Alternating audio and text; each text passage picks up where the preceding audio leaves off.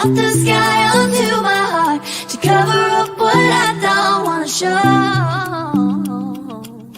I let you in deeper than I let anyone else before. Found out with my broken pieces, took them all and made them yours.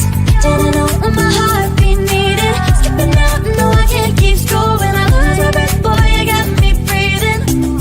Oh, every little thing you do, every time you hold me, take me higher, higher.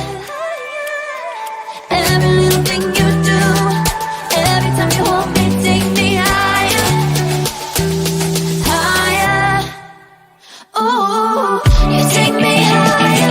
Ooh, you take me higher, baby. You take me higher. Ooh, you take me higher, baby. You take me higher. Ooh, you take me higher, baby. You take me higher. Yeah, you take me higher, baby.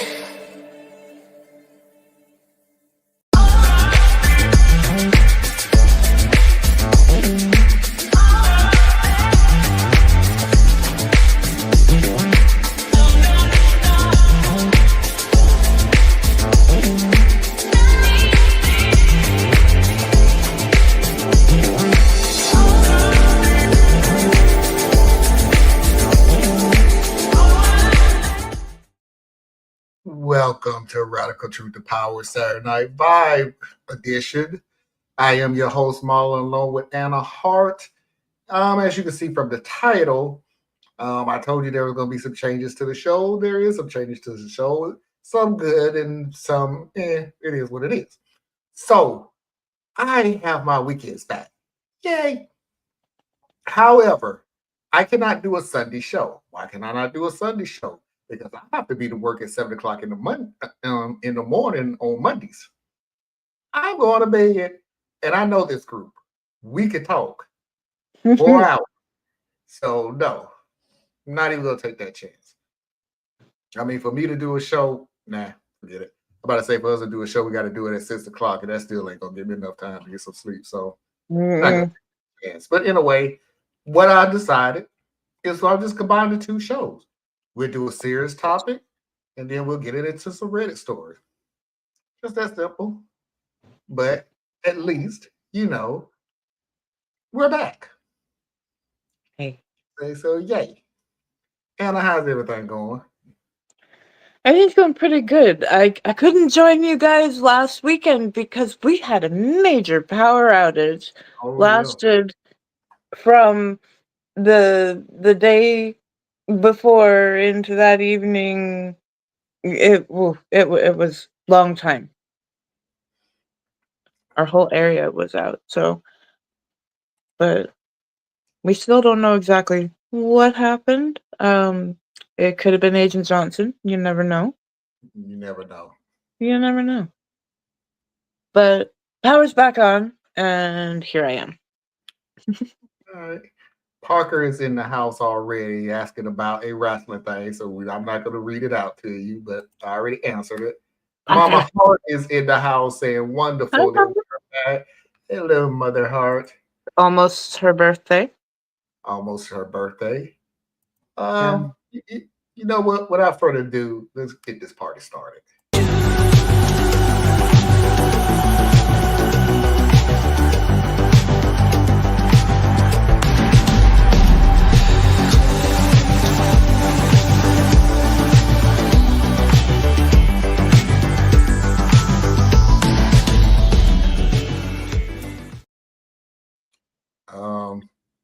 This is strange.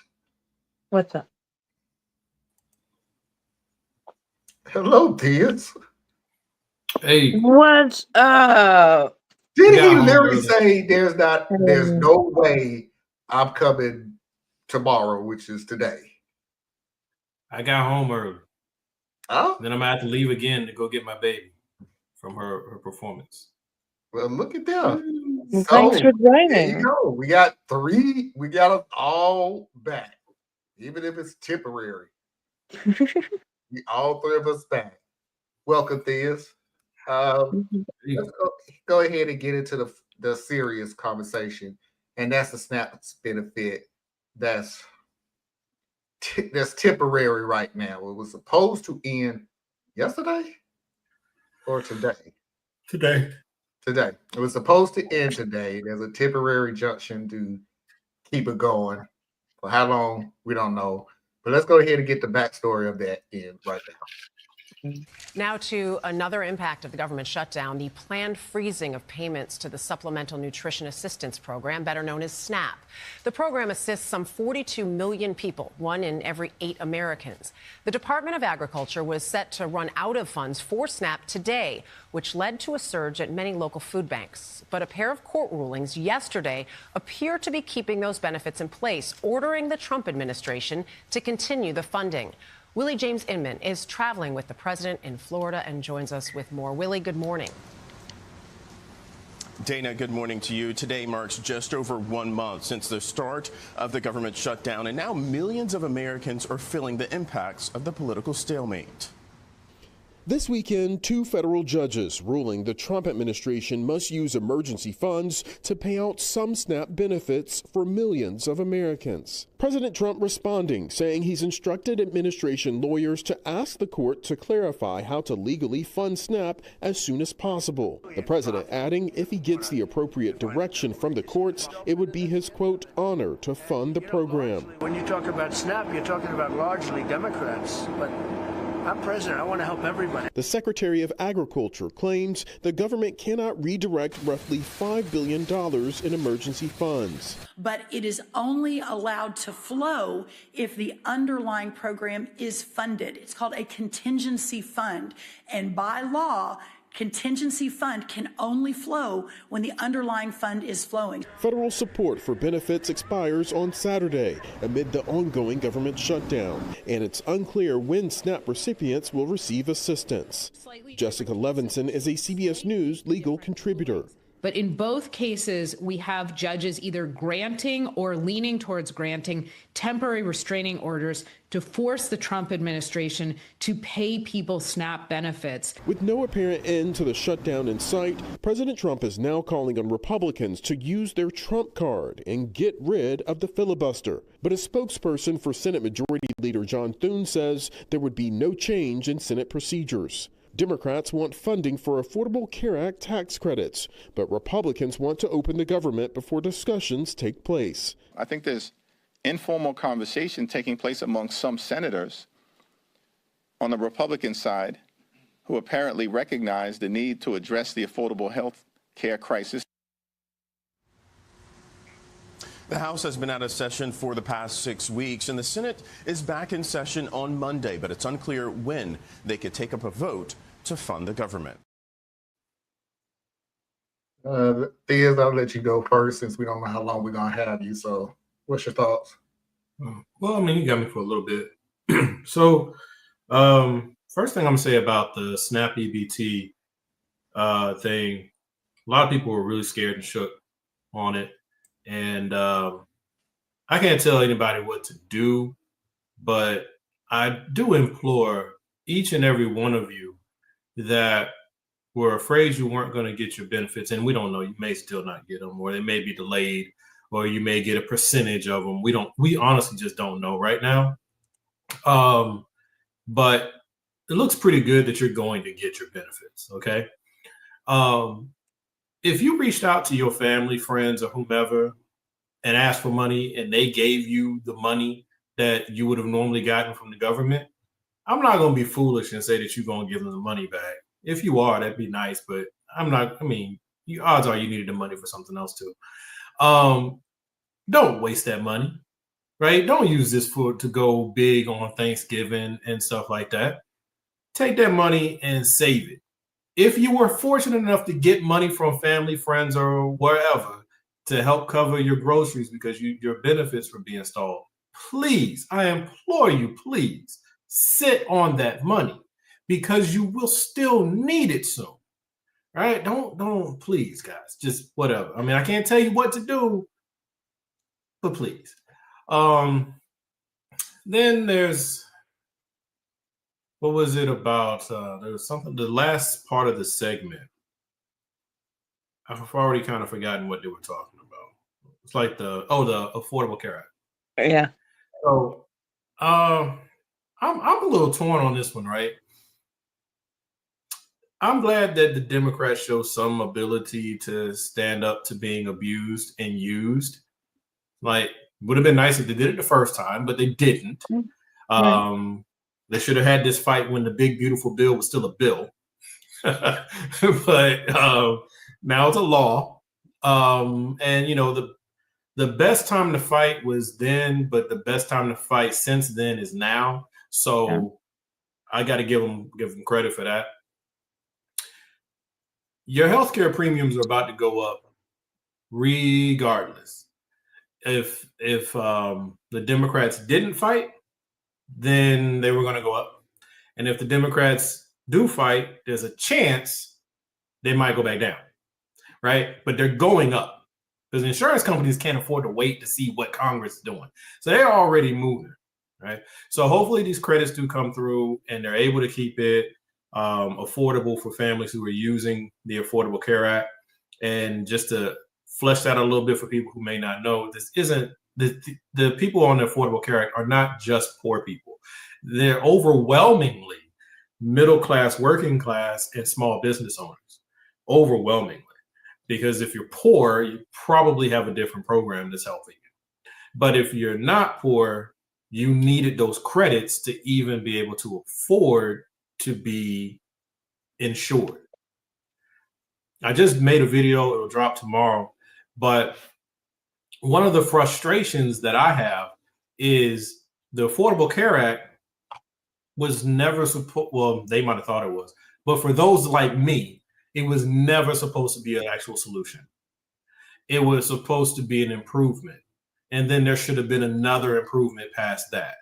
And the Democrats are fighting to keep the Affordable Care Act when they really should be presenting us with a better plan overall as they fight for the Affordable Care Act. And the Republicans, you're way overdue for giving us your plan. Oh, wait, you did give us your plan. Your plan is if you can afford it, pay for it. If you can't, too bad. So that's kind of like my takeaway. It's not the same as I guess some people might move with it, because like with the SNAP benefits and all that, to me, it's kind of straightforward. You know, you're an American citizen. You should be afforded the bare minimum, having some food in your stomach. I agree. The only thing that I felt a little bit of pull when you're saying put some money aside is the people that I know who need SNAP, they need money for other things, and it's really hard when you're in a position of needing to spend all of your money paycheck to paycheck. You've got kids. It can be difficult. If it can be done, woohoo. Well, here's just to clarify. So I'm talking about those who were quote unquote fortunate enough to be able to get the same resources from somebody else. Right. So you normally would get $300 in SNAP, but from friends or family, they were able to pull together and give you the $300. That's not your money, right? That it is your money, it's yours now. But you were not going to have that. Like that wasn't going to be there. Okay. So now that is extra. No matter how poor you may be, that's still extra to what you would have had. So if your benefits land when they're supposed to, be ready to use that to your benefit in other ways.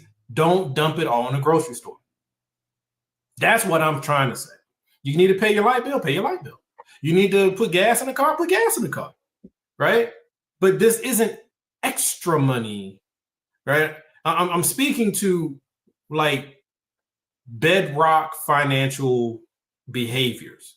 Wow. I'm not creating a rosy picture that everybody is in great position, because you're not. If you were in a great position, you wouldn't need the help.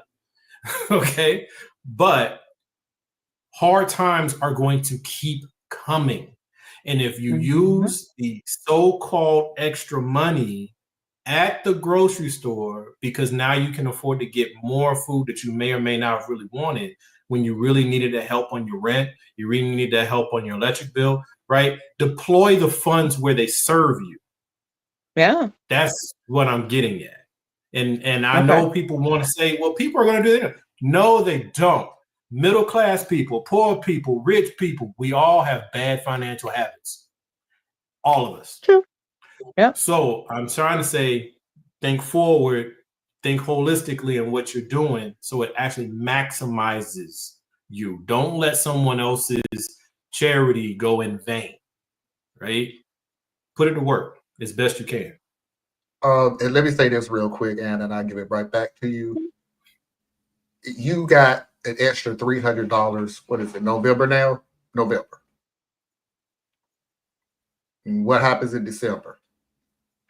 Hopefully your benefits will come in December. I hope. Hope. It's not I hope. Hope. That's still hope. So I'm with you. I'm agreeing with you. I just want to add something to it when you say, hold on to that money. It's really important to keep hope alive. Yeah, I mean, really, it's important to me. It's important to me, and I'm not trying to preach to anybody. I'm trying to say that I'm not willing. I'm not that guy that's going to just like say woo woo woo woo woo woo. That's not me. Okay, that's not me. All right. So I'm trying to say to people, and I know it can sting or it might land a different way, but I give this exact same message to people who are not in that position. I get that same message to my children, to myself, to my friends, and everything else, because it's a universal message, right? The fact is, your baseline was whatever the benefits were. That was your baseline. You got a little extra. The extra needs to be deployed in a way that benefits you as best as possible. And if that offends somebody, then you really need to slow down and figure out why you're being offended. Okay, Anna, go ahead. No, we can basically go on. It's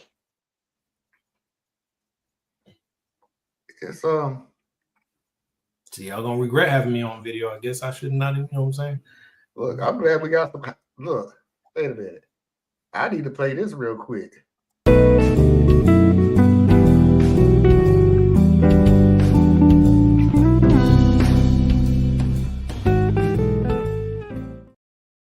The positive story of the week is Diaz made a video and it will be dropping tomorrow. Man, whatever, man. Yay. Man, whatever, man. Yeah, So, don't even sweat that. Good news. Good news. Baba Hart, no such thing as extra money when you're in a hole. See, this is where we're having a different kind of discussion, right? I think and then I'm not coming at either one of y'all because it's true what you're saying, right? When you are $500 down and you get $300, guess what? You're still $200 down, right? I mean, that's, you know, when you got more month than you got money at the end of the month, you still got more to do than what you have. That's not what I'm talking about. That's not what I'm talking about. I hear it. Right? I'm specifically talking about someone else, because whatever it came from, right? That was a giving of love, right? It wouldn't, even if they have a lot of extra, that's not for us to spend. Right? If my brother gives me $300, thanks, bro. That helps me, but I have to always remember that I took that from him. And I need to show, I mean, I don't have to go with telling him, oh, thank you, sir. No, we ain't about that. It ain't about that. Because if that's how you feel, don't give it. If that's how you feel, don't even get help. Don't help me if you're gonna be like, well, you know. But you know, never mind. It's cool. I do understand. I certainly do. Basically in this I needed like a clarification. I got it, and yeah, we're on the same page there. Yeah, let's just hope this ends. This. What is this? But yeah, like that we get this. snapped back. That we get snapped back. Not then. That we get snapped back sooner rather than later. And that's the discussion that I really wish we could get really into, right? SNAP shouldn't even have to exist the way that it exists. That is a failing of the American society to take care of her people. Yeah. Right? If we're going to, like, there should always be a benefit for those who have less. There should be perks to being an American citizen. Okay? So you fall on hard times, there should be something to help you. So SNAP needs to be there. But what I'm saying is we need to look just a little bit deeper. How is SNAP in a position that it can be played with and weaponized like this? Right. That's a problem. Yeah. That's a problem. And I would love for us to look at that, but it's hard when you're hungry to worry about the downstream stuff. But all of us aren't hungry. So those of us who are holding on as best we can in this moment, we owe it to those who are hungry to do the fighting for them, right? We owe it to them to say, yes, we got to get snapped back, but we got to figure out what's going on here, right? We got to figure out why. Did you hear in the video that they said, notice there was a really big influx to local, what do they say? The food banks and just stand-up soup kitchens and all that. Like, I have seen a lot of people actually step up. Yes. The problem is that the end user, we keep on saying there are things that like greatly damn us, but there are all these things that are happening where we can say, okay, humankind isn't so completely awful. So we are trying to figure out other ways. Sorry, Theus, go ahead. No, I kept over speaking you. I apologize.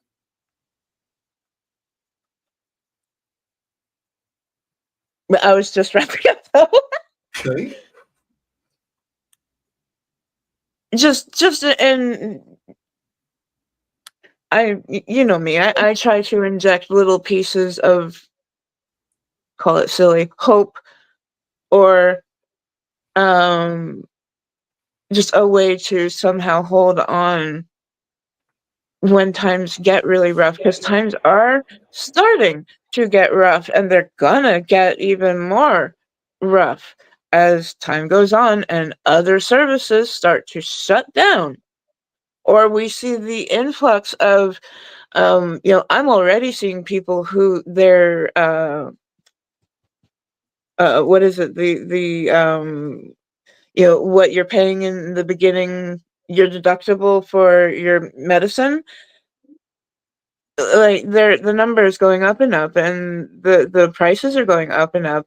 It's too ridiculous heights. And still our politicians are not willing to talk single payer healthcare, or we're at a time that is ripe for change if we can keep speaking that and keep it out forefront. So no, I don't take anything away from the people. Yeah, if his mouth is moving, he's lying, Parker. It's just kind of how it works with him. Like, this dude said that something saved 400 million Americans. We're like, bro, we ain't got 350. So where these extra Americans came from? But this dude, it's 40 million that are affected by SNAP. It's that shot that he took while on the plane. It was really the big dog whistle, but if we can find a way to fix the man is not well. Can we call a thing here too? The man is not well. So yeah, when he opens his mouth, there's gonna be some crazy S that comes out. Yeah, but He's not well. the part where he says SNAP benefits, as you could tell, it SNAP benefits more Democrats, but I still want to help the people. And I'm like, was that even necessary, dude? It's necessary. This is why I push back with like when people think that he's crazy or anything like this. This man has proven over the last 15 years he is far from crazy. He is far from crazy. He's mentally unwell, but he's far from crazy because he said that in the moment, rapid fire, ready to go, because he's not talking to you. He's not talking to me. He's talking to the Republicans who need to still feel superior to someone else. He's talking to the people that he is intentionally harming, but he needs more time before they react to it. So he says, more Democrats are on it than Republicans. Based on what? Based on what? Right? Because more white people than black people are on it. More black people are on it by per capita, but not by numbers. But he knows the people he needs really hate black and brown people, right? Or not really hate, because hate, I think, is strong. Some of them do hate, but really it's more a superiority feeling, right? They have to feel supreme or above the other groups. So if I'm telling you, yes, you're hurting, but the people you dislike are hurting more. And look how kind I'm being. I'm actually going to take care of them despite the fact that they hate me. That's what he was saying, right? He was giving Fox something to play with. He was giving his base something to feel a little bit better. Oh, it's not just us. It's everybody, right? He's a smart dude. This is a smart dude. But the other thing I was going to hit on, I wouldn't go that far, but okay, how many people? He's a manipulative dude. Yes, but that's a form of intelligence because there's a lot of manipulative people in the world, and they have not been able to sustain what he's been able to sustain, right? But anyway, I don't like him, right? I just feel like you got to look at him for what he is, because if you underestimate him, it's to your peril. And the left, so-called left, whatever the left is, has underestimated this man for more than a decade. And how has that helped us? So how about now we overestimate him? How about now, instead of telling ourselves that he's not very bright, that we tell ourselves that he is a super genius? Imagine if you tell yourself he's a genius, now you are going to fight a genius, and you're going to step up your efforts because you have to fight a genius. But so long as you think you're fighting an idiot, you're a little bit more lax. Well, he's going to trip up eventually. This dude done beat the courts. He done beat the election system. But anyway, what I was going to say is I am happy, like Anna had pointed out, to see the charity of and compassion from people across the spectrum. That is good.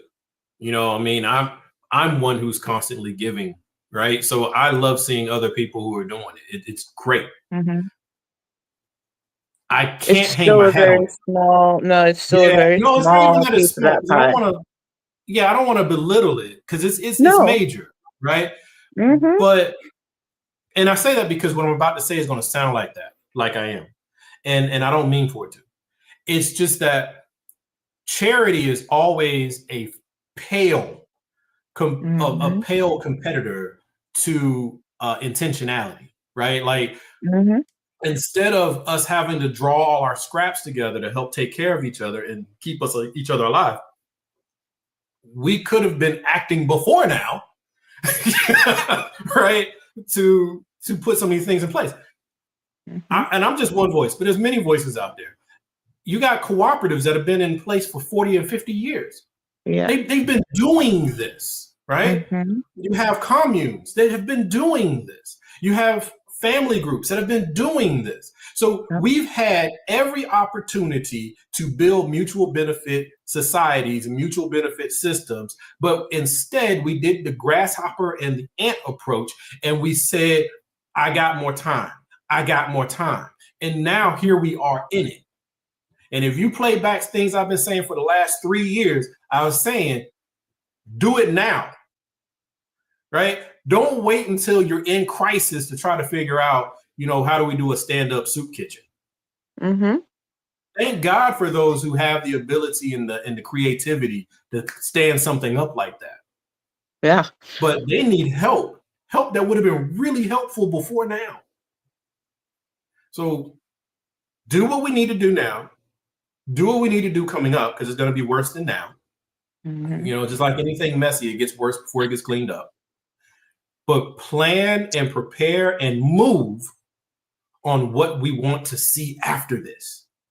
Right? And to all volunteers, if you are not actively getting into meetings with your not only your colleagues but your superiors and talking about how are we going to go down when things get worse, start nudging people and get those meetings going, please. There is no more time. There is no more time. There's not.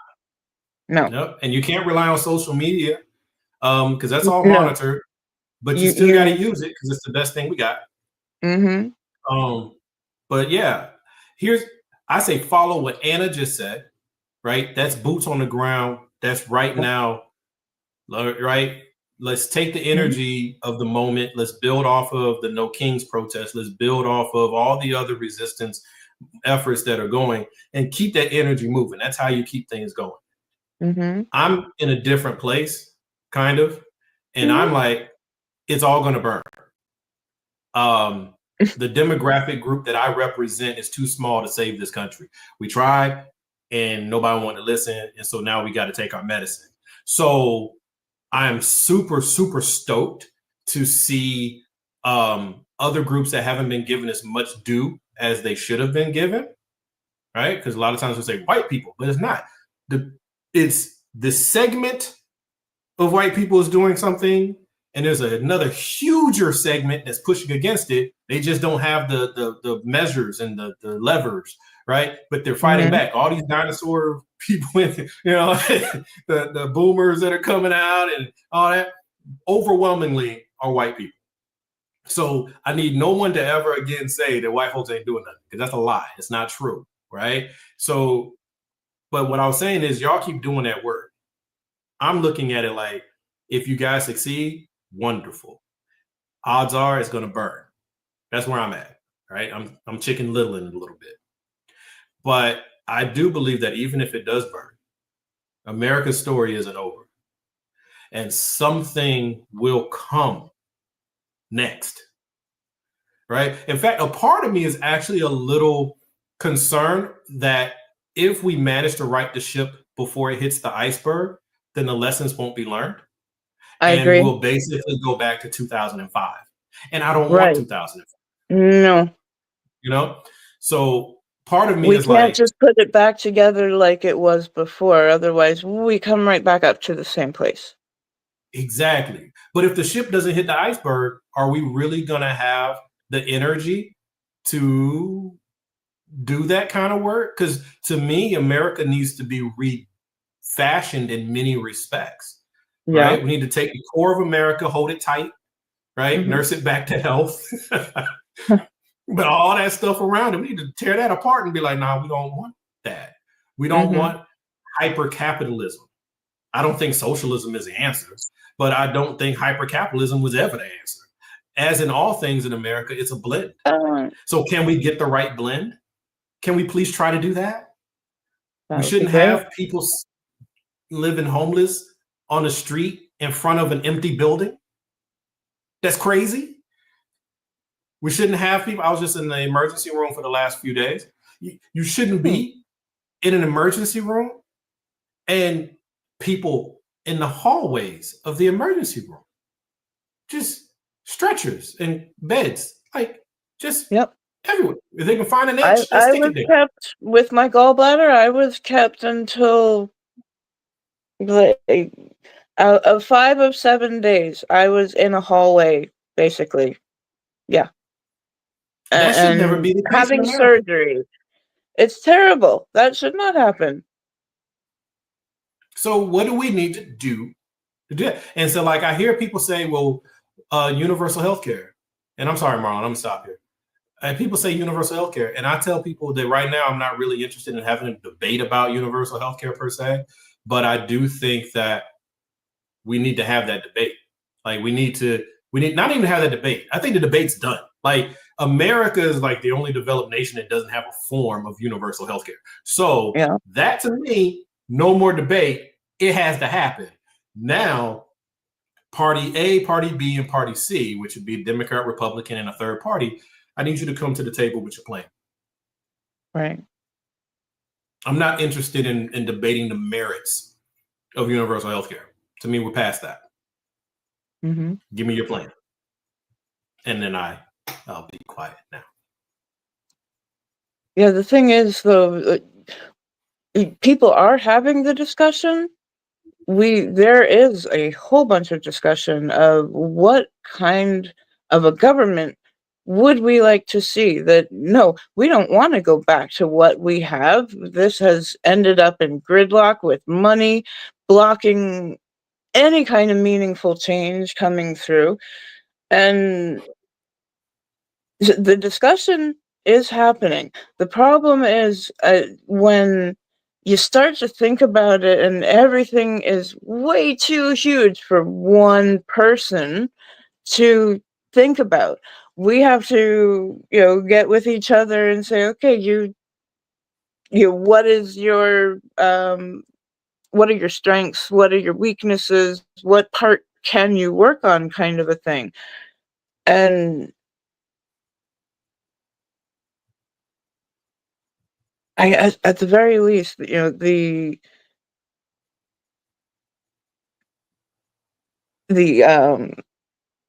want to change is greatly felt out there. It's just that it feels so huge and so intimidating. You start, how do we start? How do you collectively get 350 million people to agree to go forward? So part of what I would say is we reverse engineer it. Okay. And we stop with the purity testing, stop with the all or none approaches. Okay. And we're just going to use healthcare as the thing, and I'm going to have a whole video on it, but we're going to start with healthcare. What is the current structure of healthcare? Current structure of healthcare are corporate entities with an army of lobbyists that write the rules and the laws for the Congress people to then present as bills, right? Our senators and our House members are not writing these things. The lobbyists are, right? Because the lobbyists have the infrastructure to have the staff that has the specialization to write these things and write them fast. So the Congress people use them to write their legislation. So if we want to disrupt that, I would say we need to look at because we're going backwards, right? What do we need to do to interfere with the lobbyists being able to write the rules? We'll go back to the insurance companies later, but right now, the current system we have, this is an issue. So that's your Citizens United issue.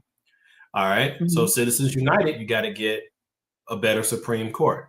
Okay. Who can do that? That's going to be Congress or to be the president. Okay. So Congress can expand the bench. The president can change who he nominates. Now, the president, if you can win the presidency, that requires a stronger party. So see, all these things takes you down these different roads.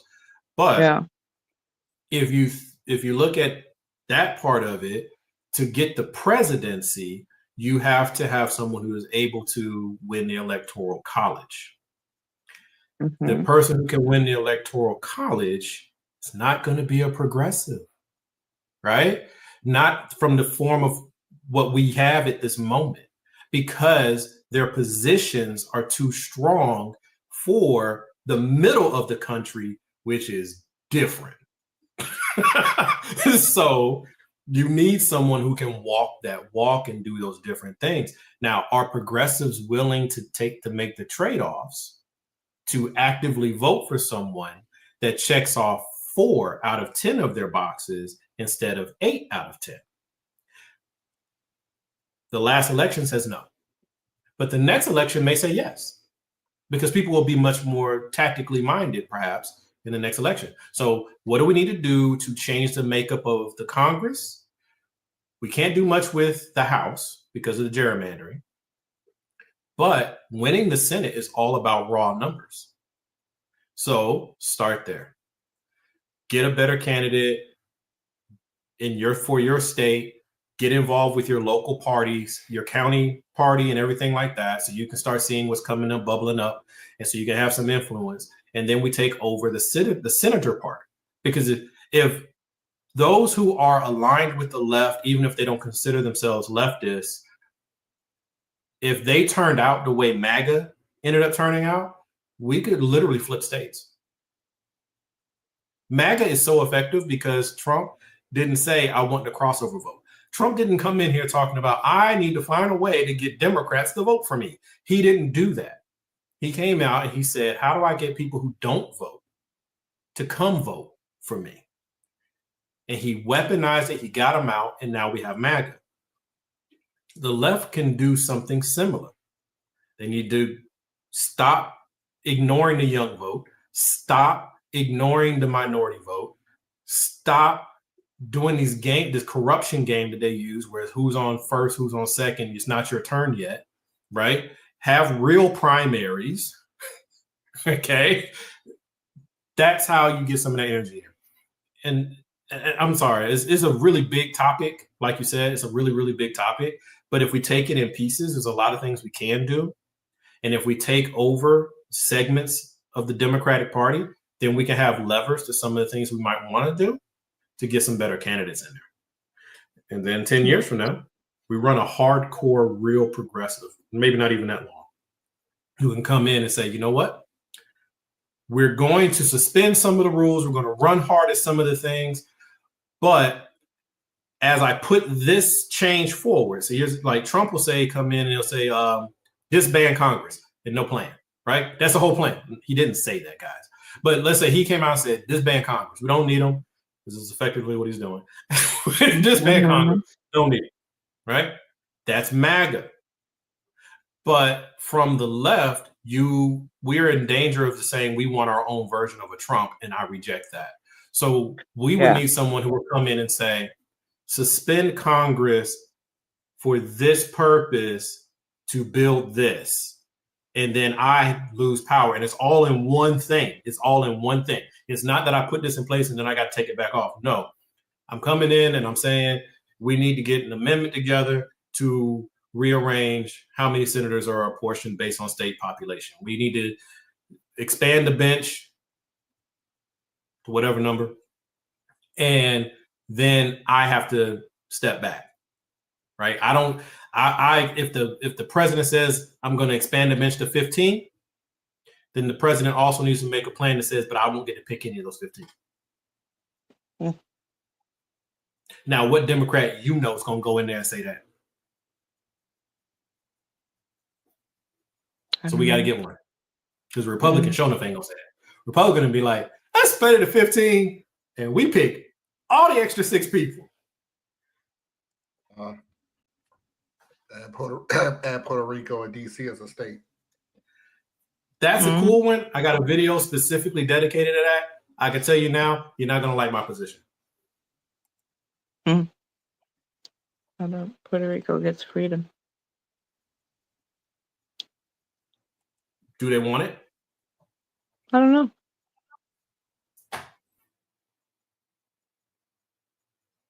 I think that all the territories, we call them territories. I'll call them colonies. All the colonies deserve the right to self-governance, or what do you call it, where you get to choose your own destiny? Right? Self-actualize? Well, not that one.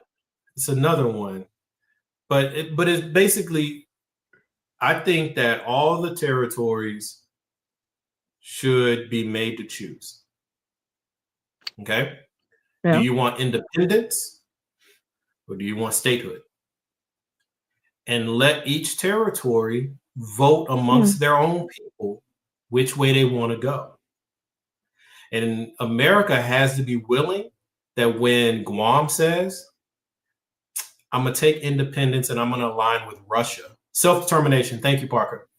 I'm gonna align with Russia. America has to be like, ugh, okay. Okay. Right? Yep. But America ain't ready for that. I don't think DC should be a state. I think that here's how DC could be a state in my view. Because understand DC. DC is made up of Maryland and Virginia. Okay. So the reason it's not a state is because we don't want the federal government to have control of a state. That's why it's not a state. Okay. But I could see making DC a state if you carve out all the government infrastructure and make it like the federal city or the capital city, right? And then move the rest of DC either into Virginia and Maryland or make it another state itself. But I think it's super important, if you're going to make DC a state, you got to cut the government part out of it, because no state should have that kind of power. Yeah.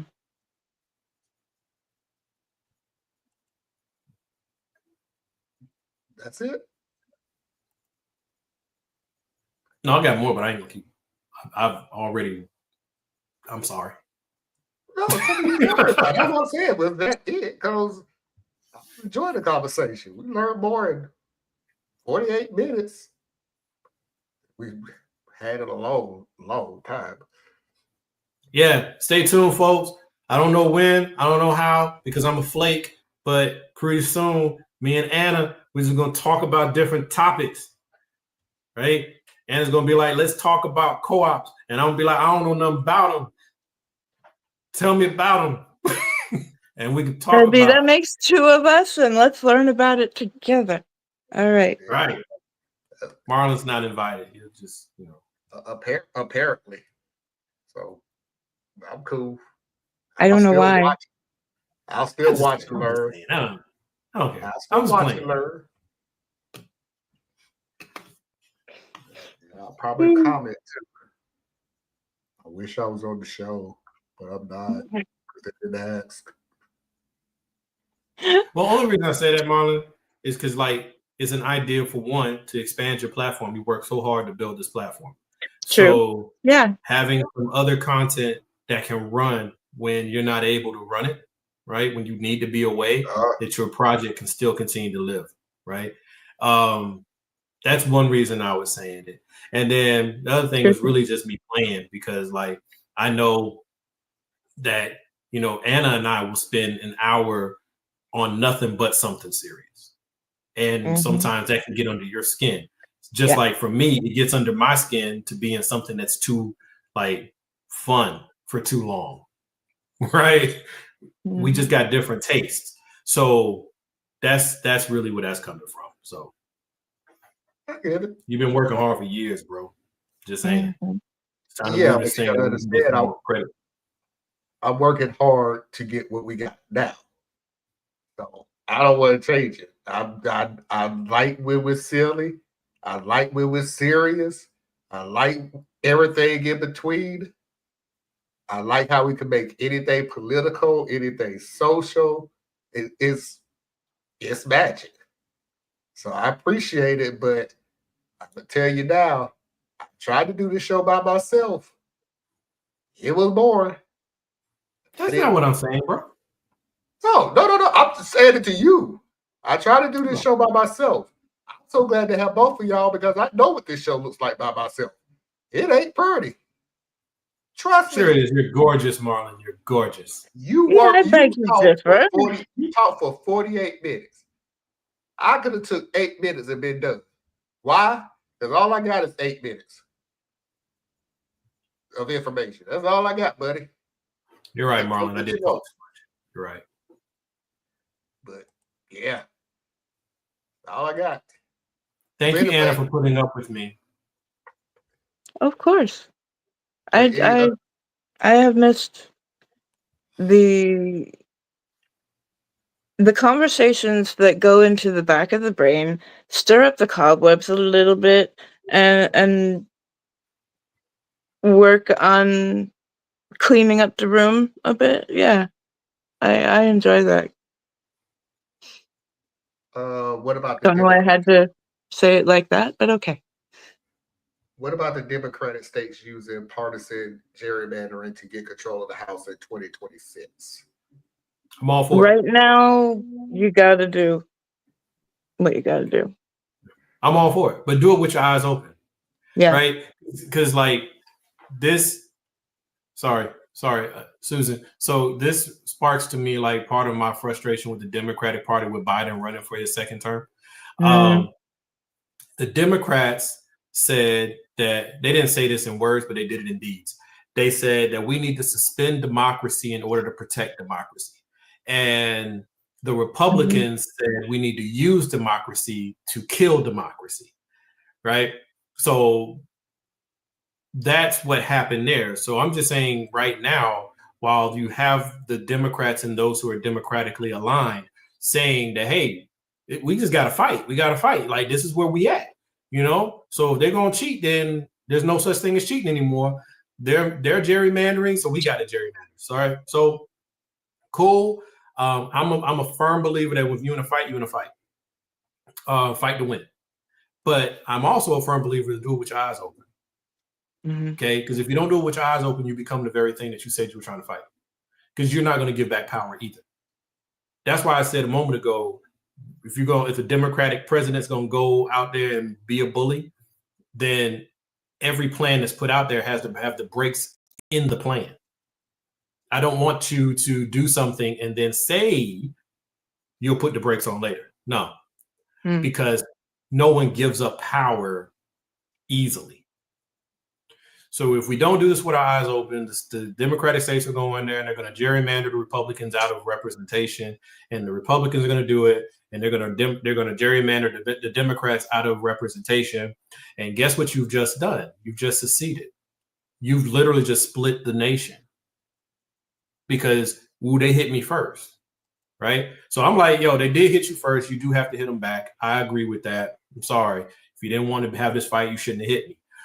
But now that we're in the fight, I have to be able to say, I'm going to fight you until I win, and then I'm done. Right? I'm going to put the rules back. I'm going to fix some things. I'm going to, right? Because that's me personally, my biggest frustration with the Biden administration is they did nothing to close the holes that Trump exposed the first time. Because they said what every powerful person does when they get power. I'll do it different. Right.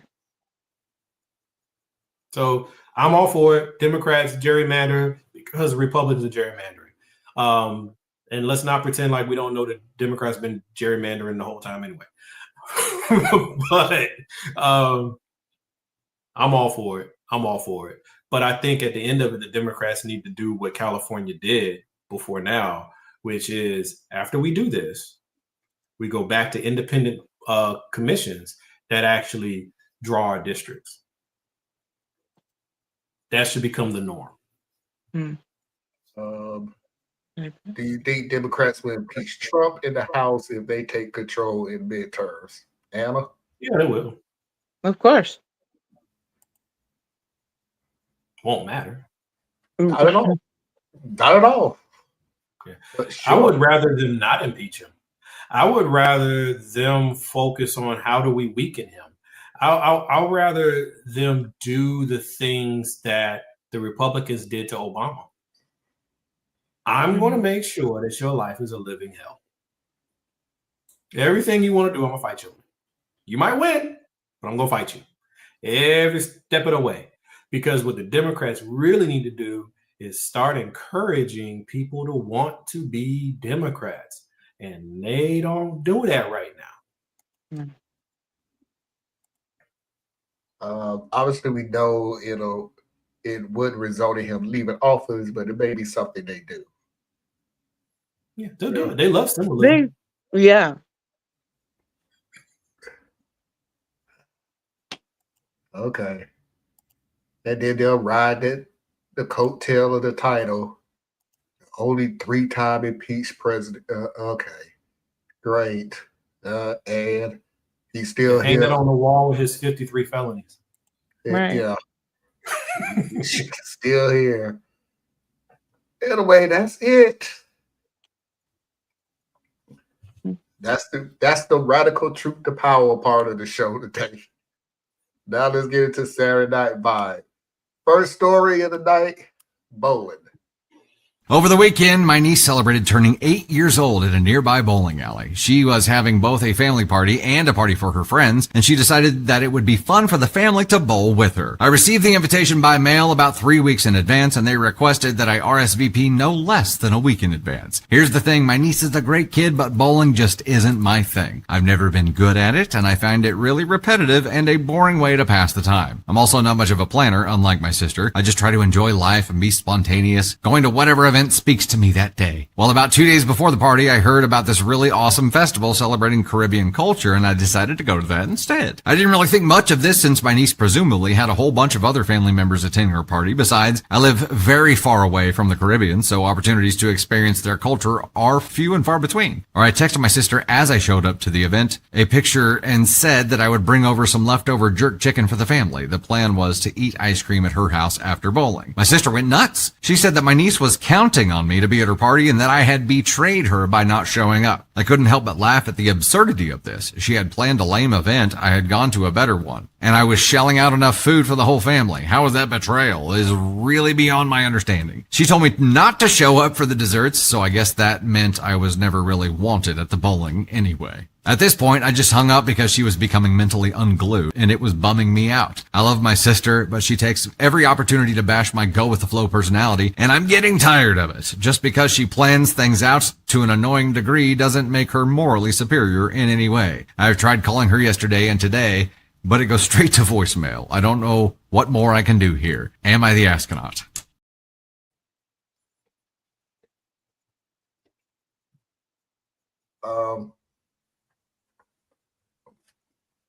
Yeah. I mean, we can make it. All right, we can make it as simple as you ain't got to do anything. But your attitude just rubs me the wrong way. It rubs me like anything that's structured, you not doing. No matter if it's for a friend, no matter if it's for a family, no matter if it's for a dog, you don't care. Because it's all about you.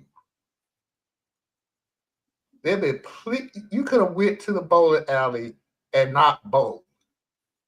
It wasn't mandatory. They probably needed to account for the food that they were serving to see if you was coming, but nope, you don't like bowling. So yeah, I ain't going. As a matter of fact, it's a good thing I found something better to do. But and you use that, and I'm just use the term loosely, you use that as an excuse. You found something better to do to go to a Caribbean festival. You wasn't going anyway. You could have stayed, you could literally have said, but I found a movie on TV that I like better, so I'm gonna stay home and watch that. Yeah, you could use any excuse. You wasn't going anyway because it's all about you. It would not have been hard to just sacrifice a couple of hours. Mm-hmm. And by the way, please do not think leftover food is a great robbery to get out of. I'll bring you some leftover food to make up for this. So yeah, could be kind of cold, but you can warm it up after before you eat the cake or after you eat the cake. It doesn't matter. Look how nice I am. So in a nutshell, you are the a-hole. Okay. And when it comes to a point where, and it is going to come to a point, like this is not a Reddit story because this has happened in my real life before. It's going to come to a point they don't invite you anywhere. Or they just nonchalantly say, we're having a party. And just assume you ain't coming. So they don't count you at all. It has happened literally in my life. Well, we just don't invite you because we know you're not going to go. What's the point? And you're going to be butthurt and they don't invite me. Okay. And what? So, okay. Amber? I come from a place where family is more important than the singular. And unless the singular has a really good reason, you go and support family.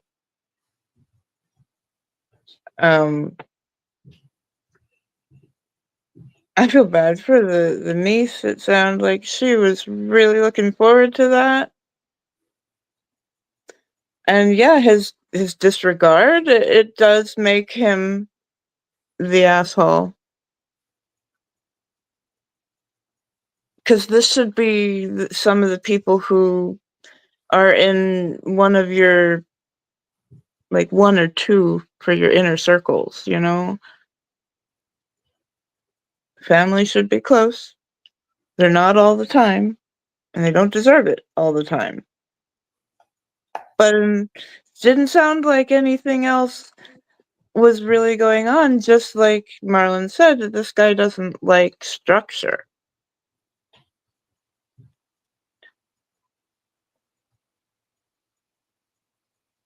I don't know, he should have been more honest. Just that I don't like bowling, but hey, I could take one for the team because my niece wants me there. You know, like if I heard my nephew wanted me, I don't care what was happening. There could be some game that I don't understand all the words. I'm still gonna be there, and I'm still gonna cheer him on. Oh, I do not relate with that person, and yeah, the way he went about his notification to the family and all that, it's you could have done that a whole bunch better, but you didn't, because it doesn't seem like you don't care for other people. You're just caring about what happens in your life. Now I feel really judgmental. It's just what it sounded like. I didn't like it. This? I am socially awkward. I have I don't like being in large groups. And I don't view holidays and events the same way as other people do. Like it's like I don't think I can really think of when I'm ever truly excited about any event. Doesn't mean I don't enjoy it while I'm there if I'm with the right people. But like Christmas doesn't excite me, birthdays don't excite me. I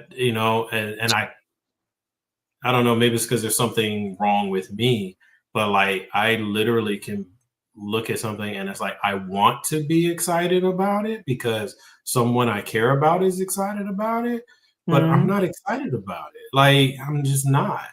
You know, I would burn the world down over my daughters. But I'm at a birthday party, I'm not like, oh, I feel joy because she feels joy. That doesn't always click for me. Sometimes it does, but more often than not, it doesn't. So I don't know. I can say that his style or his way of doing things is wrong, but I also don't know what he's wired like. If he has a touch of ADHD or a touch of autism or a touch of whatever term we want to throw at him, which means that how he reacts to social cues may come across as rude to one person, but it's really just how he knows to navigate it on another level. Like he might not even have the right words for it, even though he's grown, because it's who and what he is. For example, if you tell me your niece is having a bowling party, I really don't like bowling, but I don't dislike bowling to the point that I won't show up, right? But if you like, your niece is having an ice skating party, yeah, odds just went sky high that I'm going to find a reason not to be there, right? I'll get the kids there. I'll figure out a way to do what I can. But because the event means nothing to me, and I really, really, truly don't want to be at an ice skating rink, odds are super high. I'm going to find a reason not to go. And then when you be like, well, wait a minute, isn't that you on TV at Brave Stadium? Yeah, I'd rather be there, So I can see how that could land. Sorry, we're not all the same. His approach, I don't agree with, but I don't know if he's always been that awkward person. Like when I go to events for some of my friends, I don't know how to explain this, but I probably apologize 3-4 times while I'm there because I'm sorry that something's wrong with me, right? Like there's many times I've actually gone to my best friend and been like, bro, thank you for inviting me and for loving me despite who I am. Because I know I'm not normal. I don't fit. I'm awkward, right? Like I don't know. It's I don't even know how to describe it. So that's why part of me feels for this dude. Maybe I shouldn't. Maybe he's just a jerk. But I don't know. In the right settings, you might call me that. All right, let's see what we got out there. Diaz, have you ever gone to a concert? I have never been to a concert. Well, if you count Kirk Franklin performing at my college gymnasium, then I went to a concert. No. No, you need lights. You need noise. Yeah, there's bunches of food, crowds, which you just literally said you don't like. So my baby right now, she's at a band competition. I drove over an hour to get to that competition to watch my baby. Soon as her band was done, I looked at my wife and I said, can we go now? Because I'm here for this purpose, but all these people, right? Like when I came on the scene, first thing that went through my mind was I didn't even get wanded or checked for a firearm, right? That's where my brain is. My brain is I am at a wide open social environment with too many points of entry, and the people who control the points of entry are high school kids. And so they can't stop nobody. And then I'm in here with all these people. And I'm responsible for this woman and this child who's here with me. I got to get out of here. Like that's where my brain is. And other people would be like, wow, I want to see how the different bands perform. And I want to hear this. And wow, this is so nice. And something, I keep saying it, something is wrong with me. I can't process things that same way. So people would be like, wow, he really paid all that money and drove all the way out here just to see his kid and leave. How selfish. Like people could say that about me. Like, that's so selfish. He only came to see his child. He could have watched other children, other students. He could have been there, right? It all depends on the perspective of the person who's observing it. Okay. And I forgot to do this, so let me go ahead and throw it in real quick. Please do not Please do not forget to go to patreon.com/TracyMediaFan. Help support Tracy and all of her endeavors. Please do not forget to go to Anna Hart's website, BorelliEtc.com. Learn something that you didn't think you need to know, but you should. Please do not forget to go to Thea's YouTube, Complex Mind, Simple Man. And please do not forget to go to Kim Foxy Gma on YouTube. If you need to reach me, you can do so at radtp@outlook.com. That's RADTP@outlook.com. And let's go ahead and get into the Mama Heart Hour. Kind of messed up on that one, but hey. All right, let's go ahead and get into the next story. Second job. My husband and I both started our own businesses 20 years ago. They were modestly successful in that. We weren't rich, but our financial needs have always been met up until the last 5 years. My husband's business is what most would consider a luxury service. When times are tough, people do without said service.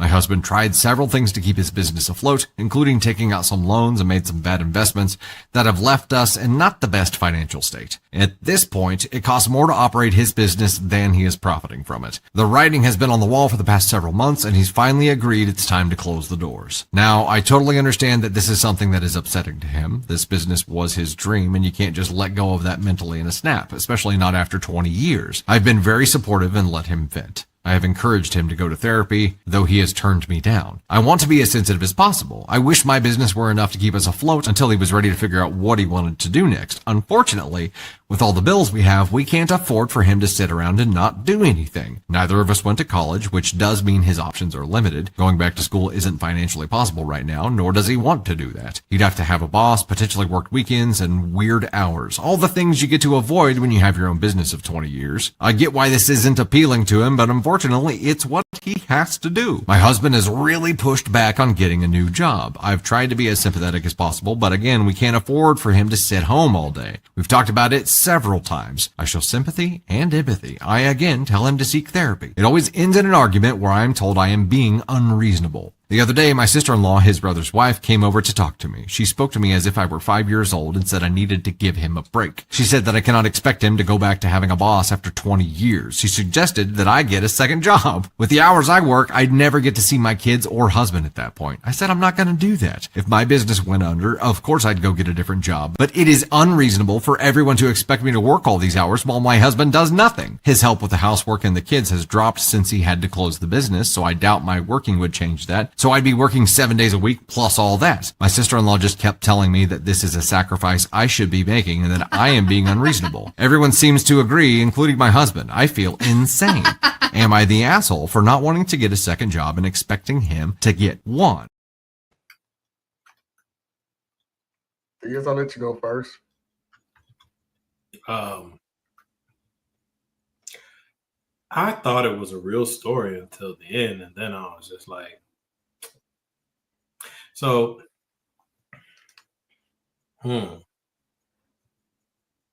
here's the thing.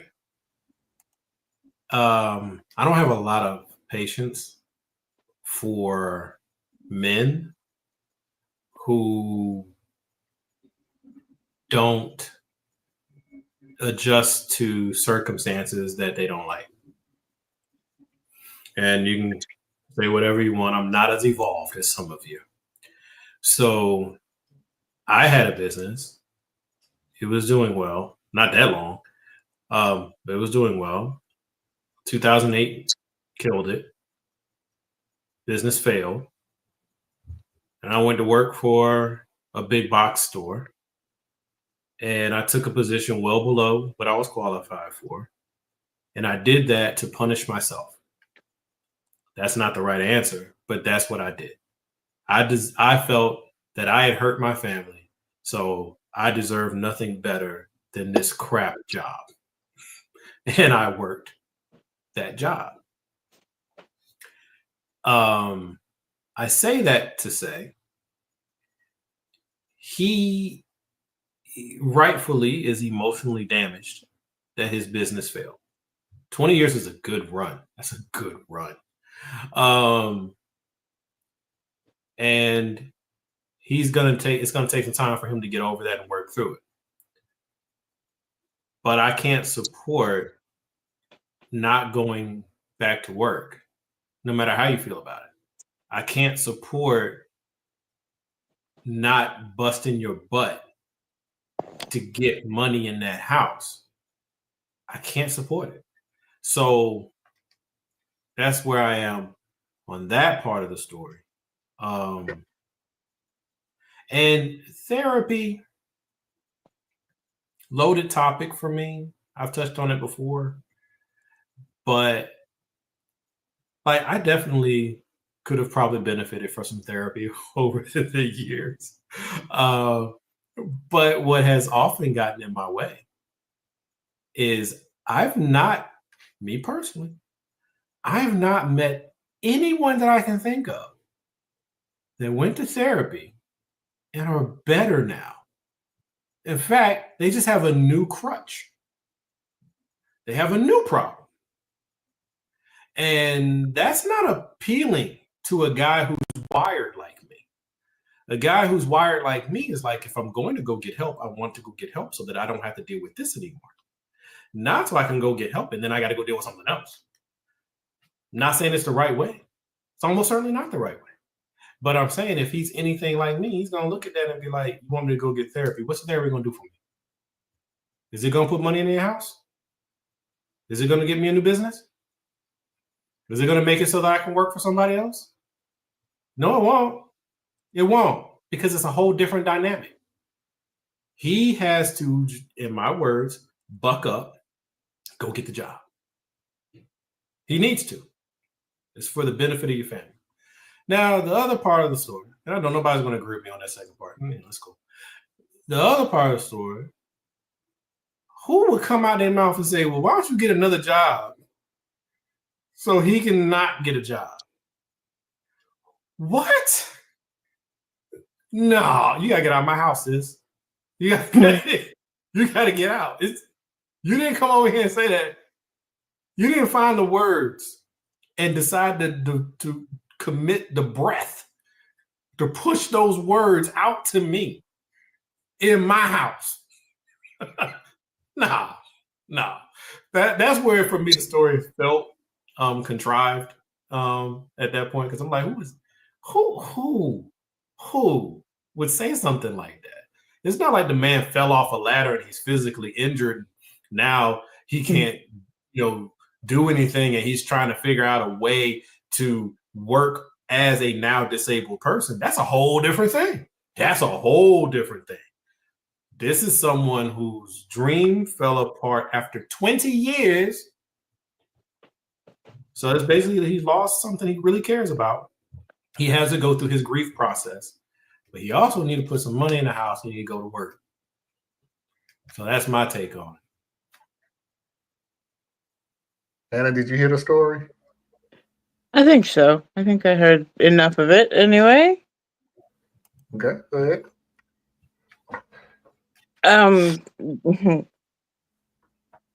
Yeah,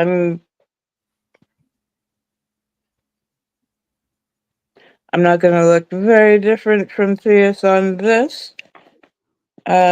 Most things he said, I agree with, although I know plenty of people who graduate from therapy and do not bring troubles with them into the real. Okay. Saying from my experience. And I'm just saying from mine.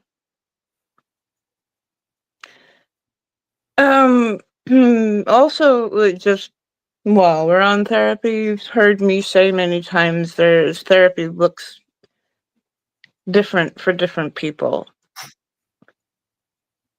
Mostly, if you are in therapy and they are just running you around awful feelings every 2 to 4 weeks without coming up with a good plan for how to not find yourself in that rut in the future, you're at the wrong place. But to this story, no,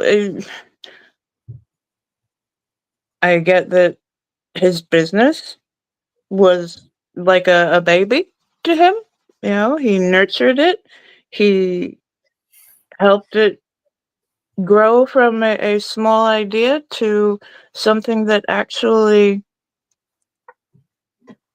offered his family a pathway throughout our capitalistic world for 2 decades. That is really good. That's a good run.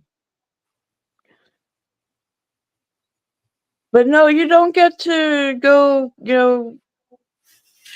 I can't get another job because my business was no longer able to keep us afloat. And whoever it was that was like, why don't you get 2 jobs? Oh.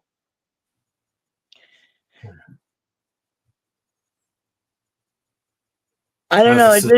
It didn't make me think that the story wasn't real because I have heard some just out of pocket things lately. So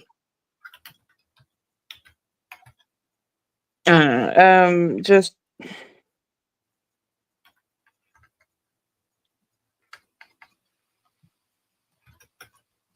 nowhere should the person who is already working, should they feel like they gotta do another person's work for them. And now he is depressed, and that is a really big barrier. And unless he is going to address that in some way, he's going to just fall further and further from capable, So something's got to give. But who was asking? Is there an asshole in this story? Is there someone that we're supposed to be? The wife is asking if she is. Oh, for not being willing to get 2 jobs and work around the clock because her husband's in an emotional state. No.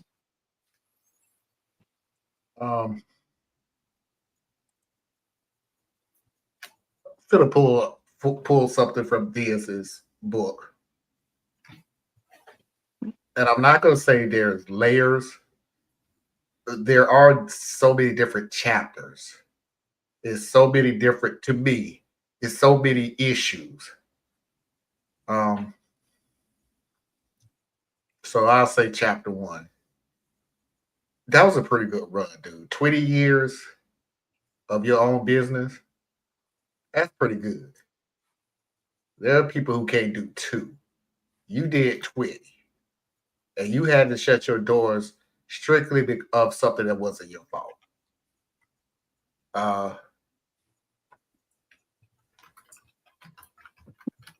You should be proud of yourself on that.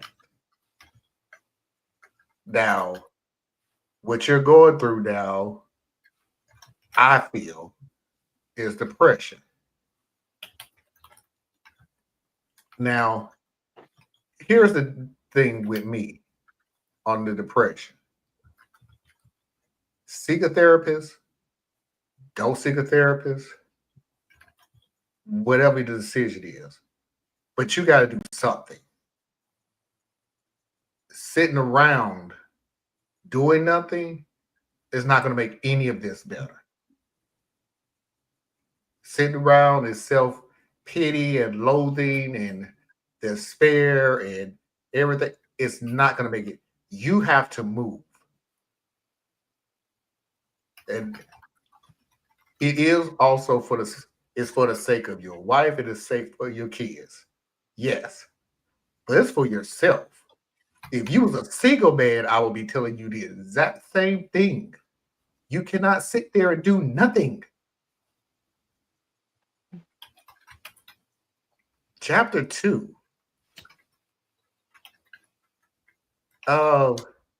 You need to get a job. I mean, for real, for real. You need to get a job. That could be something that gets you. I ain't gonna say it's gonna cure your depression or anything else. But remember the part where I said you need to be moving. The part where you can be moving. Go work. You need to put your pride to the side. Talking about some damn. You gonna have him have a boss again? Yes. Because 20 years before, the 20 years before he started a business, did he have a boss?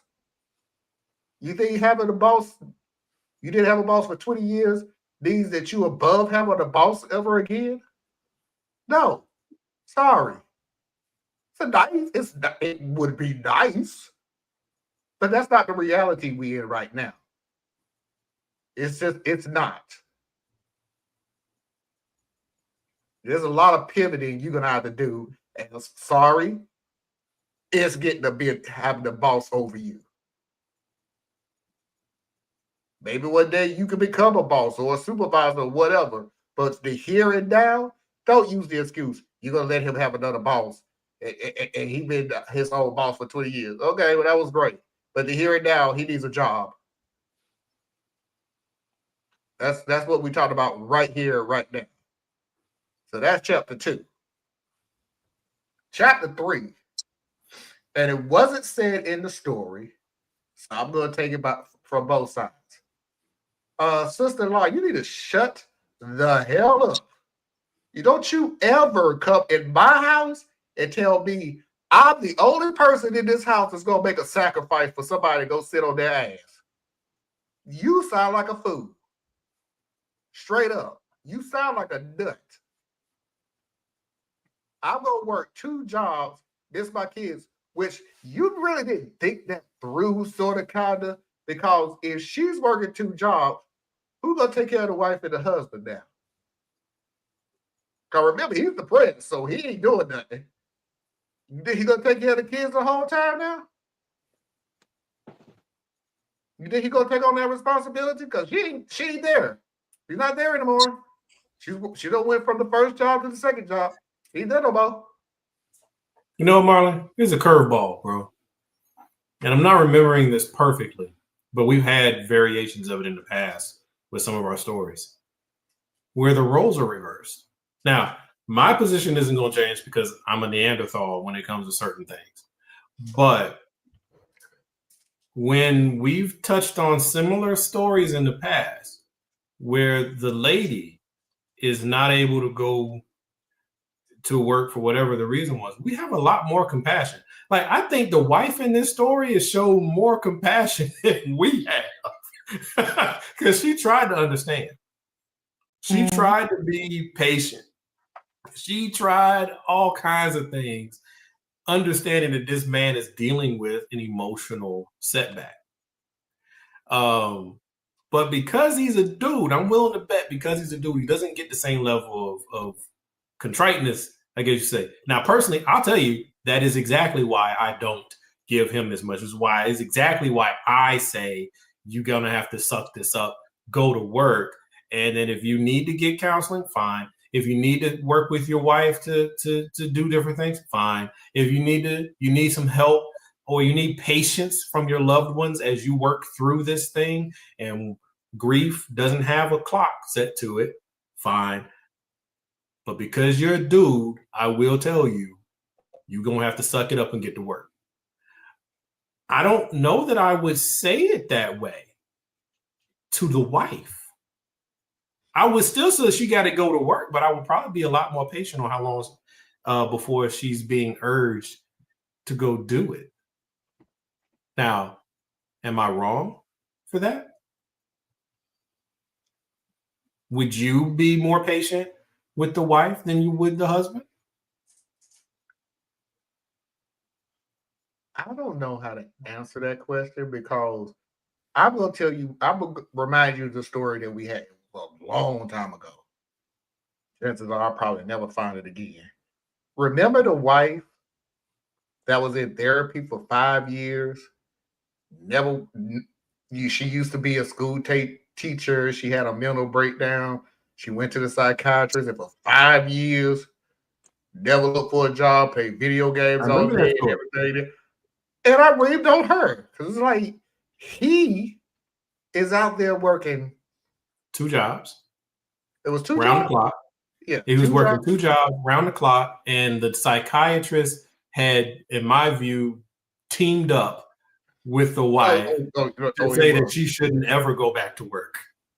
Oh no, he say never, but because that would be too much on the nose. She was saying she's not ready. She's not ready. She's not Didn't ready. she make up a therapist too, like out of a friend? Yeah, I'm not sure. There was something that was No, hinky about. that was a totally different story. Okay. That was the I'm not girl. remembering. Yeah, that was the girlfriend who friend pretended to be a therapist to fix their relationship by telling them, no, this was the one where the wife had a mental breakdown as a school teacher. And since then, she's been in therapist 4 or 5 years, which is not the issue. The issue was that she wasn't working. Again, that's still not the issue. The issue is, like I'm telling this dude, she did nothing for those 5 years. Don't cook, don't clean, stay at home, play on the phone, play video games. That's what she did all 5 years, every day for 5 years. And she hid behind her diagnosis as opposed to working through it. And what I'm curious, and that's why I posed it the way I did, in that now she's an extreme case, 5 years, right? Yeah. But is there a real time? Because we don't know how debilitating her trauma was, right? But then for me, 5 years is too long. We would have, in those 5 years, hopefully worked with her therapist to figure out, well, what's a different trade craft that she could pursue that would be less demanding on her, but would also benefit from her skills, right? Mm-hmm. So that she gets baby stepped back into making this thing happen, or full immersion back into what's happening. I don't know. I'm not trained or qualified, but that's what I would like to say what happened. But I'm willing to say, honestly, I would be more patient with her than I am with him. Because when we were hearing the story for this man, who in my opinion is going through something real, I'm like on a take a month off, dude, and let's get back to it. I don't know I'm confident I wouldn't necessarily have that short of a run for the lady unless that's how hard the household's being hit financially. Then, because you need a roof over your head. You need groceries. It's like, and the solution isn't to tell the spouse, destroy yourself while this other person is getting help. Now, sometimes that is the case. Like if something seriously happened to my wife, then for a period of time, I probably would basically destroy myself to help take care of that. But because I'm also a Neanderthal in this way, I wouldn't accept it in reverse. Right? If I'm the one who had the thing, even if I couldn't overcome it, if I'm physically disabled or I'm that emotionally shattered that I can't, I also would dogpile on myself because my expectation would be I have to do something, which will only spin me down a deeper cycle because I physically wouldn't be able to rise to the challenge. So it's a dirty game all the way around. It's just sometimes I like to point out, like, we don't treat the genders the same, no matter how we like to say we might. Well, let me ask you. At least I don't. Sorry. Let me ask you the question about this story, which will start chapter 3. Was the sister the one who said get a second job, or do the husband know what the sister-in-law said? Sister-in-law said it. I think it was a discussion between sister-in-law and brother. Okay. The one, the spouse, the husband, spouse person, I don't know that he knows anything. It wasn't said. Yeah. Okay. I'm gonna give you the benefit of a doubt. He don't know any of this that's happening. Sister-in-law was out of pocket, but for right now, all the information we got is the sister-in-law came up with the idea and it started and ended with OP. Now, not given the benefit of a doubt, and the husband does know about this idea. You so depressed, you're willing for your wife to work 2 jobs so you can stay home.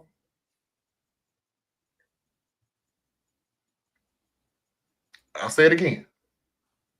You're so depressed that you're willing for your wife to work 2 jobs so you don't get one. He might be that way. And that actually might make him more noble than you and I. Because he's not handicap is a term anyway, I'm sorry. He's not like adjusting in an artificial way just because of her gender. Perhaps that's more noble. Okay. I think it's crap. I'm on the assumption I'm equal opportunity. And I'm gonna tell you why. Always. I always been an equal opportunity because that's how I grew up. Everybody in the house who was grown worked.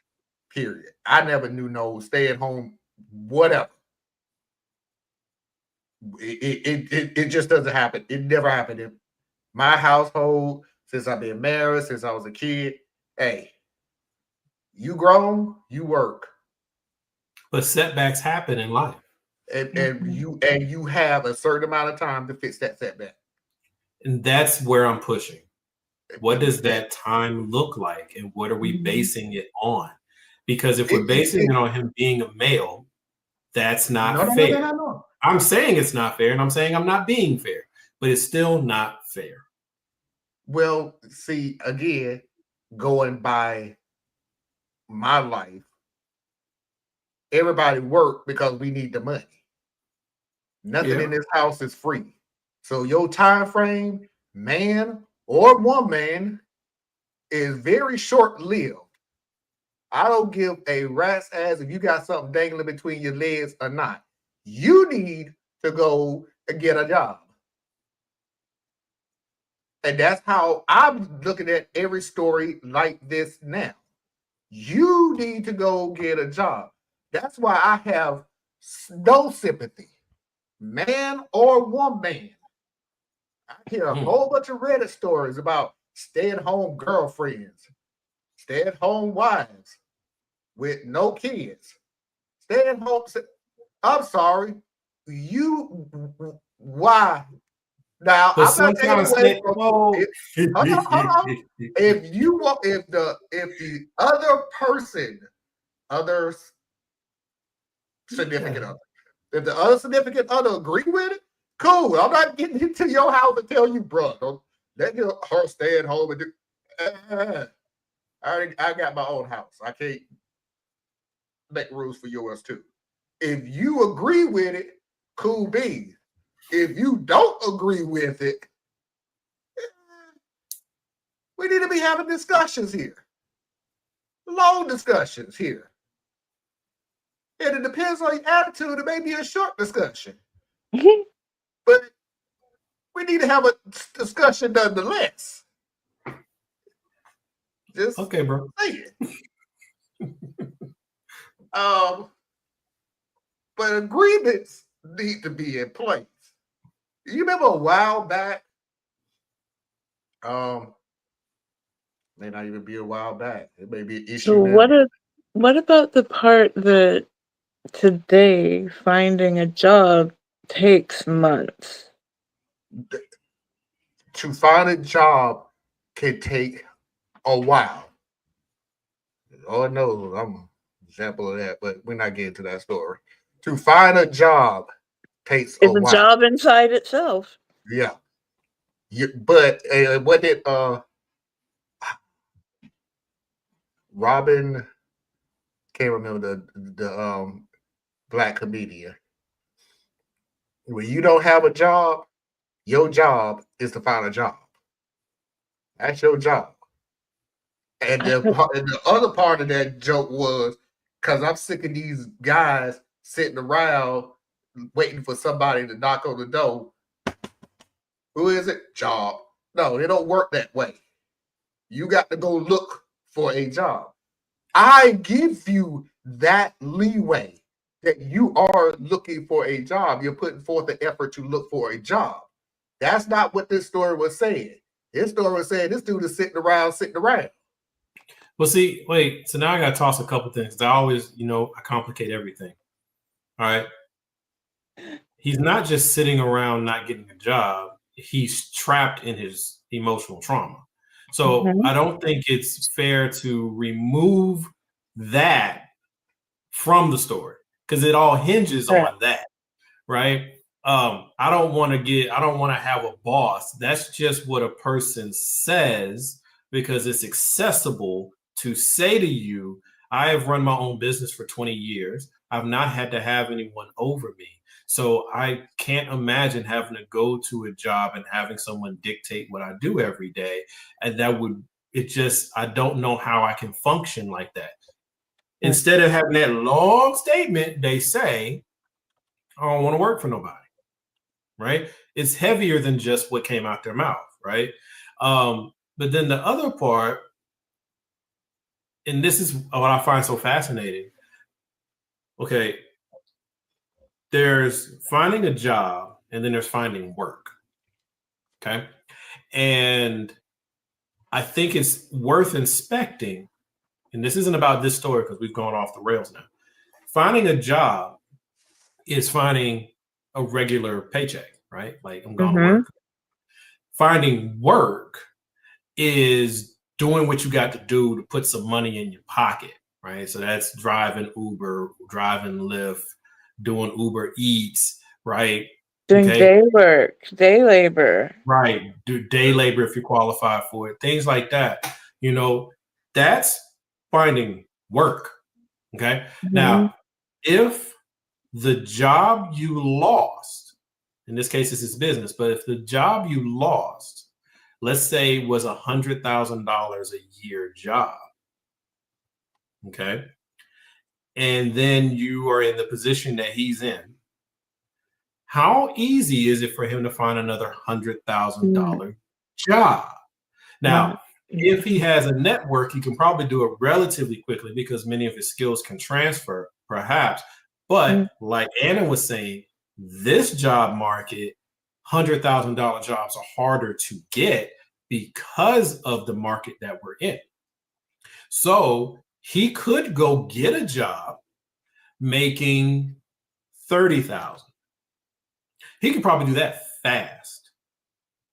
But should he? He can go get that $30,000, but you have a $70,000 shortfall. How much appreciation and respect does his family or his wife? Go ahead. Right now, should the goal not be keep the house, keep the family fed, it not necessarily get you back to exactly where you were? Yes, but that's why I show such a big difference. Because if our two incomes was what was keeping the house together, so let's say she makes 100 and I make 100, that's a $200,000 household. So that's what our mortgage, our car payments, our utilities, everything is built on 200,000. It's not like we're just blowing the money. It's built on that. So if I go from 100 to 0, okay, now we have a $100,000 shortfall.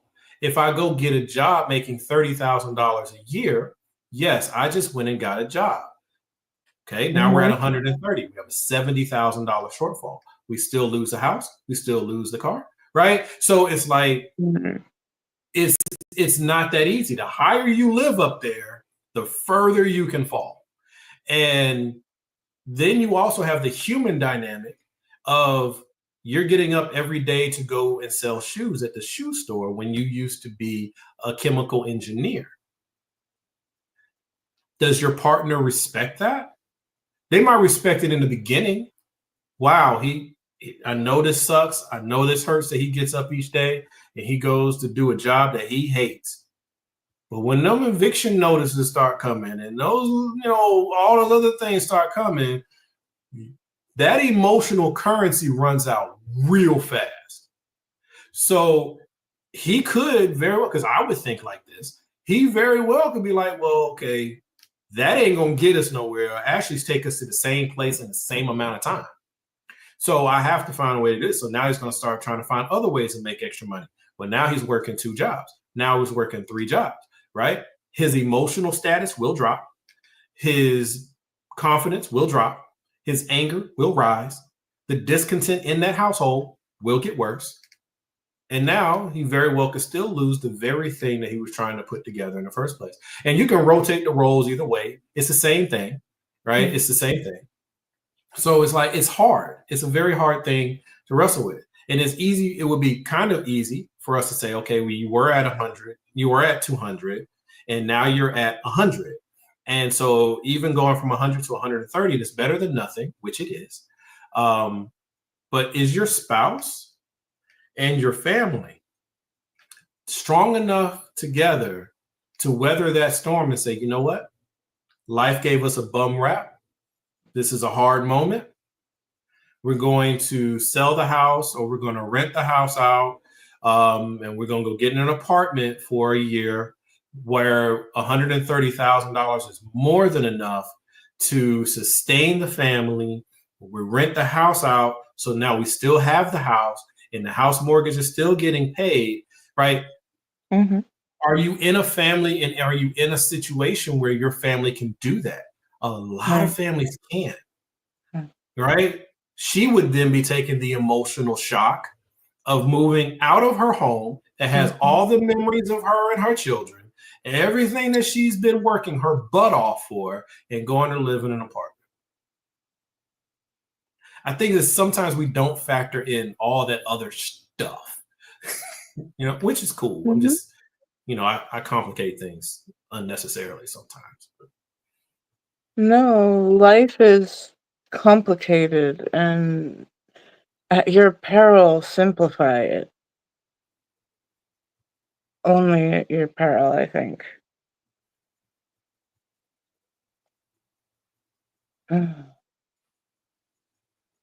I don't think it said how old they were. It might have. I missed it. Susan. Parker. Sorry. I'm sorry, I can't read the comments. I don't know what you guys are talking about. Marlon didn't put it up just yet. I'll just respond. Marlon, we have no sound. I think I missed this part, but how old was he again? And I don't think they said.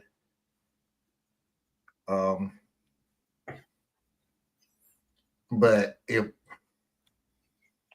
would that matter? If he was younger, would you give less time, more time? I think it feeds into what Marlon said a moment ago. Because it's like, because Marlon asked, did he have a job before? So let's say he never had a job before. Let's say that from age 18, he started a business. And now he's 38 years old. He's raised his family off of that business. It's all he's ever known as an adult. And it's gone. That's quite a big shock. That's a big shock. Versus he's 60 years old. So he had an entire working life up to age 40. And then went outside. And he took a risk. He started a business. And here we are at 60. Now he's worried about retirement. He's worried about kids going to college. Like, he has a whole different set of worries. Right? So that's what Parker was saying. I'm saying, like, how close to retirement is he would depend on what kind of job prospects he'd be looking for. That's also true. Right. Susan kicked in and said it's hard to get a job when you're older. Yeah. Yep. It really is. It's hard to get started, right? They don't want to hire you because you don't have experience. And then if you're over age, say 35, they don't want to hire you because they feel like you already have bad habits. Right. So they don't want to hire you either. And once you hit 50. Here's another thing we have to change: the culture around work. Yeah. I hear this is a big problem. I agree. I have a plan for that. Hopefully I remember to put a video out for it. Hopefully. No, seriously, because I didn't write it in my notes. Oh, no, trust me. Sometimes I'm serious too. Hopefully you put a video out. Yeah, I hear you, but I'm not listening to your negative Nanciness. But negative. But like, I think America should build a big thing.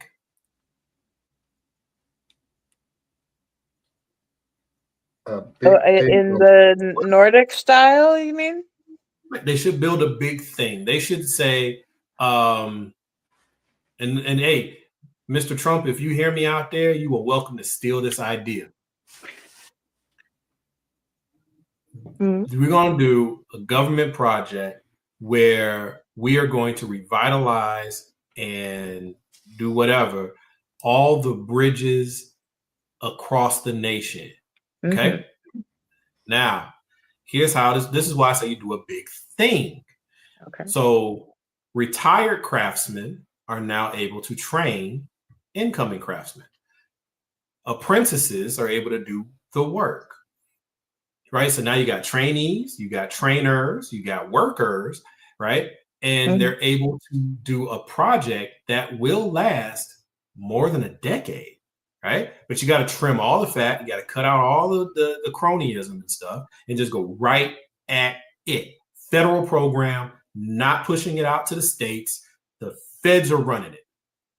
Right. Okay. And that would put a lot of people to work. It would take care of a lot of the infrastructure. It'll do a lot of the investment of trades craftsmen for our nation, because you're going to have masons. You're going to have structural engineers. You're going to have welders. You're going to have painters. You're going to have all these different skills all have to be pulled in to do this thing. And we don't have enough in circulation to do this. So now you're able to give people who have, light criminal records, they get a chance to come and get a job. Those who are just simply out of work and they're they can come get a job, right? Yeah. Do a big thing. Or in Trump's case, because he likes other things, you know what? I know, Trump, you want a statue or something that we will all remember you by. Build a big thing and wrap the name Trump all the way around that bad boy and stick it in the middle of Las Vegas, or give him his own extra spot in the DC Mall. Don't tear down the MLK monument to do this. Give him his own spot in the DC Mall, a shrine to Trump, and build it big, right? At this point, it ain't about my theology and ideology. It's about how do we put people to work and how do we help the country and invest in the country. Build a big thing. I could go way more for let's rebuild the bridges rather than let's build a statue. Please, because build a federal amusement park called Trump Plaza or Trump World, and just build a thing. Just a big, just gaudy gold marble thing. Oh, yeah, all right. But put the people to work. Let's pay them. China's doing the same thing, and it's light years ahead of the USA. Grids, job and training, and alternative energy building and installation in your own communities. Yeah. Like I had a plan for West. This is where Hillary Clinton, I don't know if anybody remembers this, but basically, she was basically saying, well, we'll retrain. We'll retrain. Right. And my take with that is she was onto something. But she was callous and elitist, right? Because if I've been working the coal mine for 15 years, and my dad worked the coal mine, and my uncle worked the coal mine, and all that, I'm not being retrained to work a solar farm. Okay? It's not my skill set. I'm already doing this thing. So instead of this hard switch thing, let's, because that's how it came across. We're going to abandon coal and we're going to go do this thing. Yeah. No, we need to be transitional. We still need coal. It runs this community. It's culturally tied to this community. So keep doing your coal thing. Maybe cut back some, put some regulations in where it makes sense, right? But don't kill the industry that's kept people alive, even though it's been killing them too. Same time, build an alternative there. Start a nuclear plant. Get solar farms going. Set up manufacturing warehouses where you are constructing wind turbines and things of that nature. So people can go to work, so that their children can go to work and get trained and upskilled in this new technology that's coming down the road. But guess what? Mom and dad still have a job. Right? Because what the Democrats have said to working class, especially working class white people across the country, was, we're going to leave you behind. So you starve so other people can eat. Who's going to take that deal? So they went to the Republicans, the ones that weren't already, there. So I'm like, build a big thing, put people to work. Also, I say revitalize flyover country. All these rails that we got going across the country, I think the federal government should take back ownership of the rails. And these rail companies should have to pay the federal government for the use of the rails, not the federal government paying the private companies for the rails. The rails are permanent infrastructure of this nation. It's what do you call it? It's in the national interest. It's a strategic thing. It's all of those things. The government should own those and let private industry rent the use of the rails as they go through things and do the things they different do. And then that way we can invest in the railroad communities that have been bypassed and ignored, that once had businesses flourishing there. But as we move to cars, we abandon rail, right? So how do we revitalize those communities? We want to do light rail. Let's do light rail. But they can stop in some of these communities that we've looked past and ignored and let die. Build some big things. Put people to work. Put money in their pocket. All right, everybody. Last video of the night. If you haven't already, please hit that like button. I would truly appreciate it. Anna, did you have something to say about the last story? Or what Theus was talking about? The black FDR? The way what Parker called him, the black FDR. All right. Am I the a-hole?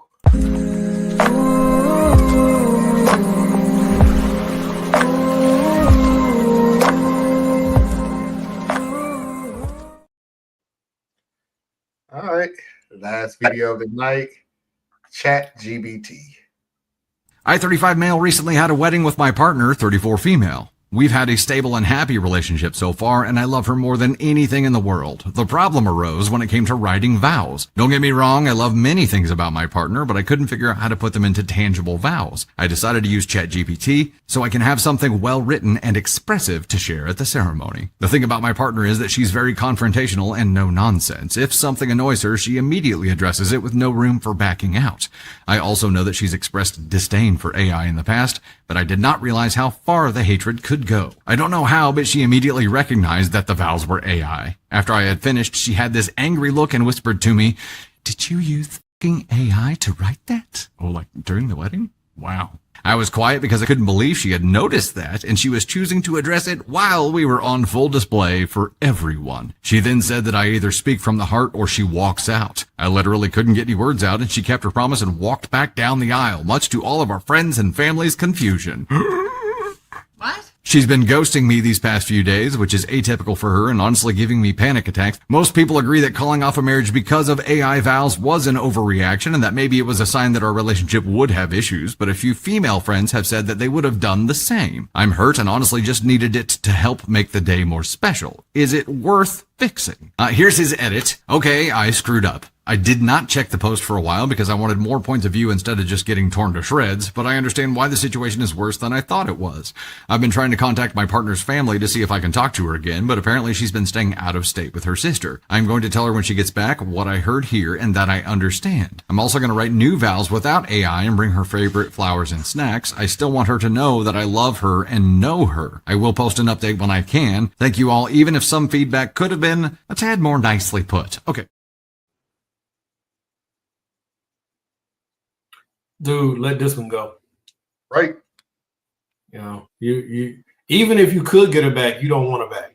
And it's not because of her, it's because of you. AI for your vows, dude. Like either y'all do that together and decide that's what you're doing, or you go with what it's already set for you to use. You know, they've been using the same ones for a long time. You went with AI, bro. Right? And do you know how many websites exist with vows written for you? they're right there. They're right there. But you went and asked DeepSeek. Oh, man. So now you sound like a PhD lecturer doing your vows, and she knows you can't read Dr. Seuss. Dude, that wasn't smart. And here's my take, and I don't really care about the AI as much, except for that was just a dumb move. But if a woman, well, it doesn't matter, man or woman, if the person you're about to marry walks off the stage at the wedding, don't save that marriage. Whatever happened had to be so big, it overcame all the pressures of that moment. Let her go, bro. Let her go. Do better in your future.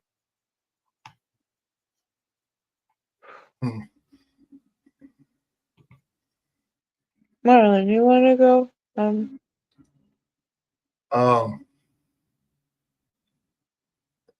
Y'all ain't gonna like what I have to say then, so okay, let's just go ahead and get it over with. I'm gonna go to you first, OP. What the hell was you thinking? What was you thinking? I see her point of view. What's in your heart right now that you want to tell me on our wedding in front of all these people instead of you reading vows like C3PO? Sound like a nut.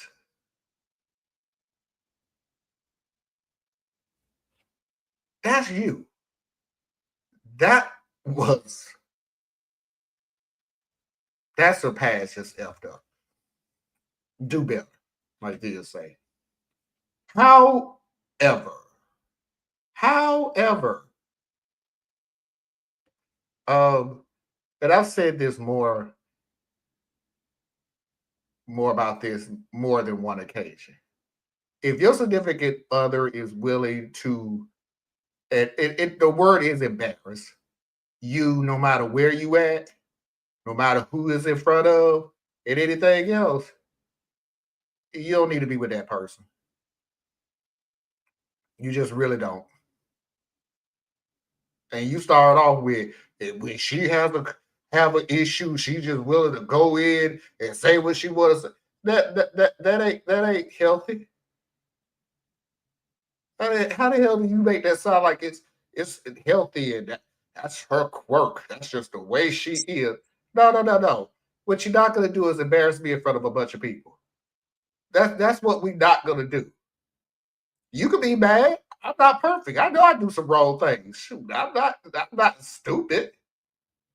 But we gonna talk in private, even if it's pull me to another room or pull me outside or pull me to the car. But you gonna have to get off your chest how you feel right here, right now. No, we're not gonna do this. Because I would be the person who would walk off and just let you sit there yelling into a void of all I care. But I'm not about to be embarrassed. Because you don't know how to hold a decent conversation. Wait, you're lecturing the bride right now? I'm lecturing the bride. I'm lecturing OP too. In other words, I'm with you. This ain't something you want to save. Hell, at this point, this ain't even a relationship. Girlfriend and boyfriend, you should have saved. Let alone get engaged. Let alone get married.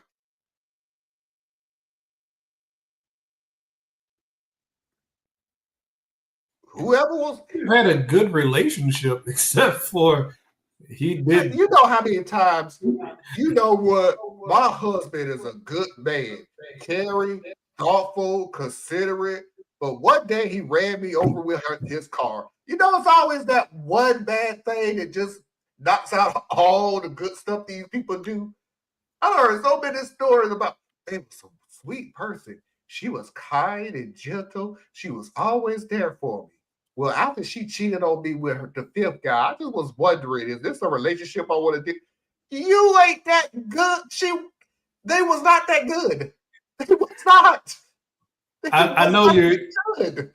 I know you're using hyperbole to make the point. But I'm just saying this could have been like two people who were normal relationship. He didn't think he was up to writing the vows well, so he used AI. I am saying, even if that's the case, that was still stupid, bro. and you shouldn't have done it. That shouldn't, in my book, have been enough for her to call off the wedding. Yeah. But it was for whatever reason. And then I say, because she called off the wedding, you don't want to bring her back because the emotional point that she had to hit for that is one that you don't want to start your marriage off trying to repair. Like, that's too heavy. But dude,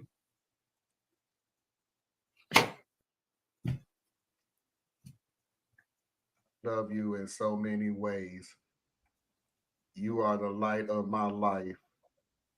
I don't know where my life would be without you. Yeah, that would be him saying it himself, probably. He came with some, my dearest Margaret, as I leap upon the hills and the heights of love and adoration that the great Socrates said, like that kind of nonsense. She like, what? I had to teach you how to tie your shoes. I really do not read Socrates. But anyway, I think that's just wild. I think I can see how this could happen, especially nowadays. And for her to have that reaction, this is a pure guess. I am willing to bet this came up already. And she said, you better not use AI. And then he did it anyway. I'm willing to bet that happened. There had to be something more. Yeah. Hi, Anna, what you got?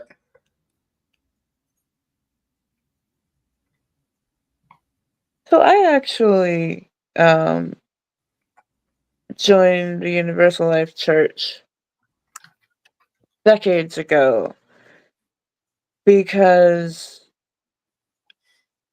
I wanted to be able to help people in my community feel, that control, and like they had something traditional that they could, if they wanted to ask for it, that it would be available to them. So many gay couples have stories of finding out that like one's church won't perform the marriage ceremony, something like that. And it's an issue that cuts deep to us. And so, I am somebody who, I love ceremony. I love writing. I love love. Relationships are wonderful, especially when they're on the up. And I would give people the choice. I could write this entire thing, the entire ceremony for you. Because I came across people who are like, yo, when it comes to vows, I've got nothing. And I'm like, okay, understood. We have to talk about that. And I'll come up with an agreement how we go forward. And we always would. For some people, I wrote the entire thing. And I was truly happy to. Every couple got their own unique, written for them, their lives, their spirits. And if they asked me to stick to anything, like there was a couple whose families came from Japan, so there were some really beautiful ceremonies that I knew nothing of before, but I learned all about them for that wedding, and it was gorgeous. This is a time when you should be picking wines, flowers, meals, dresses.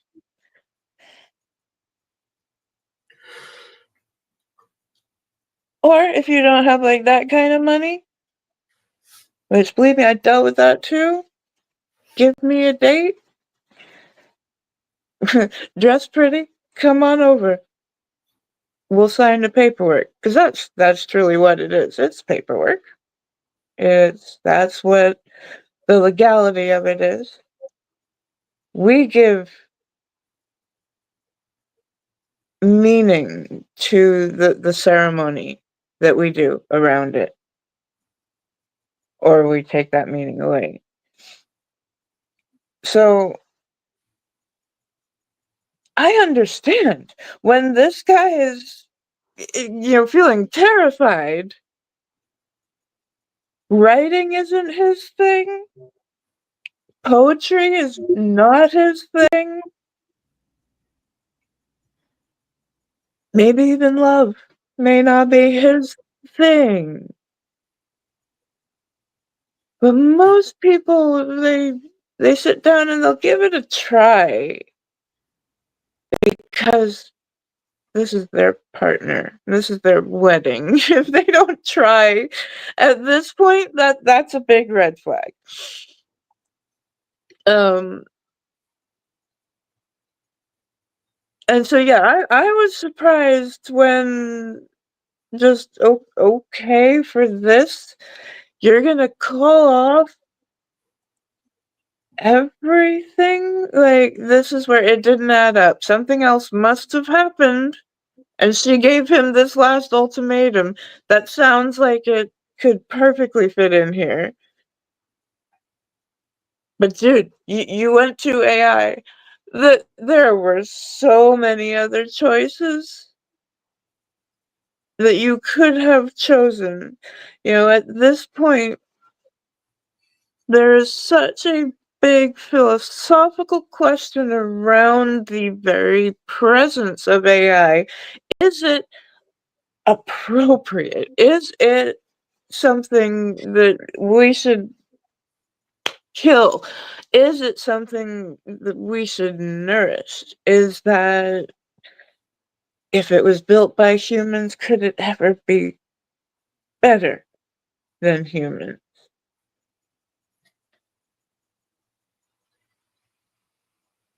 This wasn't what to hang your vows on.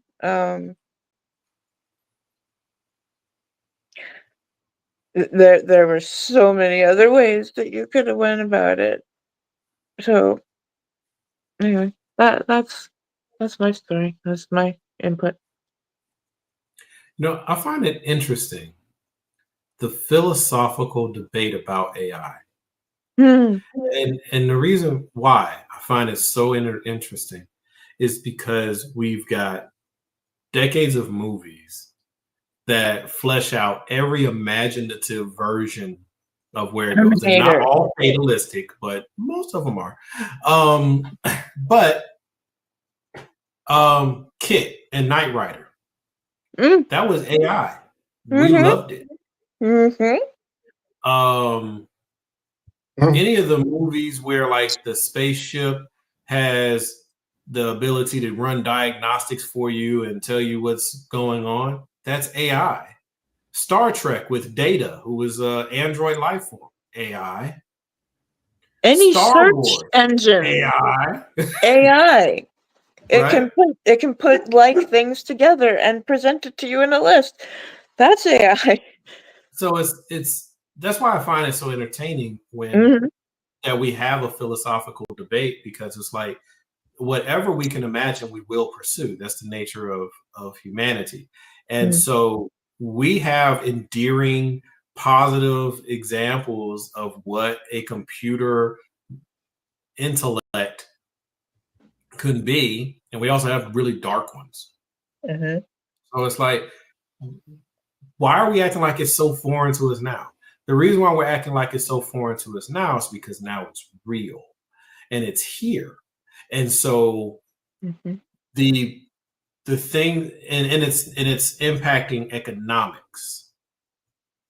And so we're treating AI the way I'd have to imagine people treated the light bulb when they only knew candles, or the way people treated cars when we had horses and buggies. Yeah. Right? Yeah. It's the problem isn't AI. The problem is humanity and how we choose to employ AI. Right? It's how we've always responded to change. It's how we've always responded to change. That's true. But also, this is a different thing, because like this is a thing that realistically and inevitably will become self-sufficient. So why is it that we aren't building it as a helpmate? We're not. Those who are in control are building it as a replacement. So that is a human decision. Humans decided, instead of building this thing to supplement or augment human existence, we're going to use it to make more money and replace humans as the horse went out with the car. That's a choice. And that's what's got people freaked out. If people really slowed down and thought about it, that's really what you're freaked out about. You're not freaked out about AI. You're freaked out about how humans are going to use AI to hurt you.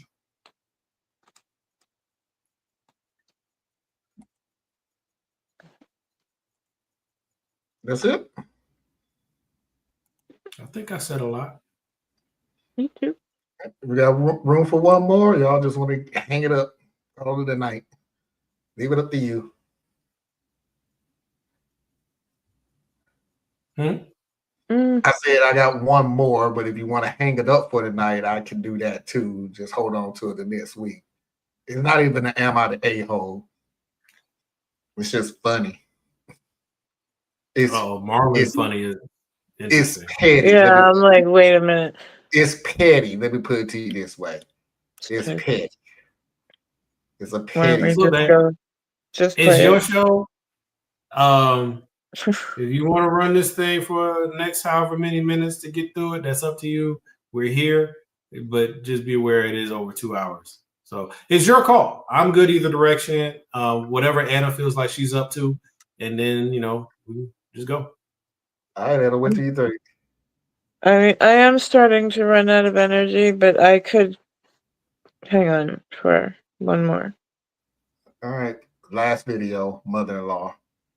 Mother-in-law versus the thermostat. My mother-in-law has this habit of coming over to our house and immediately messing with the thermostat. Doesn't matter if it's summer or winter, she'll march in, announce it's either too hot or too cold, and crank it to whatever she wants. I've caught her doing it dozens of times, even after we've politely asked her to stop. One winter, she came over for dinner and within 10 minutes said, "It's freezing in here. No wonder the baby's always fussy." Then she walked right over and set the thermostat from 70 to 78. 78! My husband was in the other room, so it was just me giving her the really face. That night after she left, I decided I had had enough. I went online and bought one of those clear locking thermostat covers like they have in schools. I installed it the next morning. The next time she came over, sure enough, she made a beeline for the thermostat. But this time she stopped dead in her tracks when she saw it behind a little plastic cage with a key lock. She turned around and said, "Are you serious?" I just smiled sweetly and said, "Oh, we had to do it because someone kept changing it." She huffed and muttered the rest of the evening, but she hasn't touched it since. The cherry on top, for her birthday a few weeks ago, I wrapped up a gift bag with, you guessed it, a mini fan and a cozy blanket. She was not amused, but my husband and I laughed about it for days.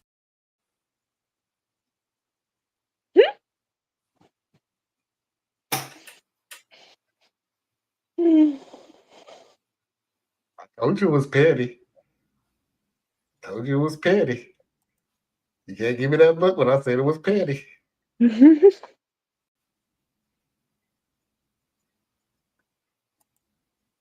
Anna, what do you want to say? Because Diaz is. Oh. Sorry. Where are you from? Diaz?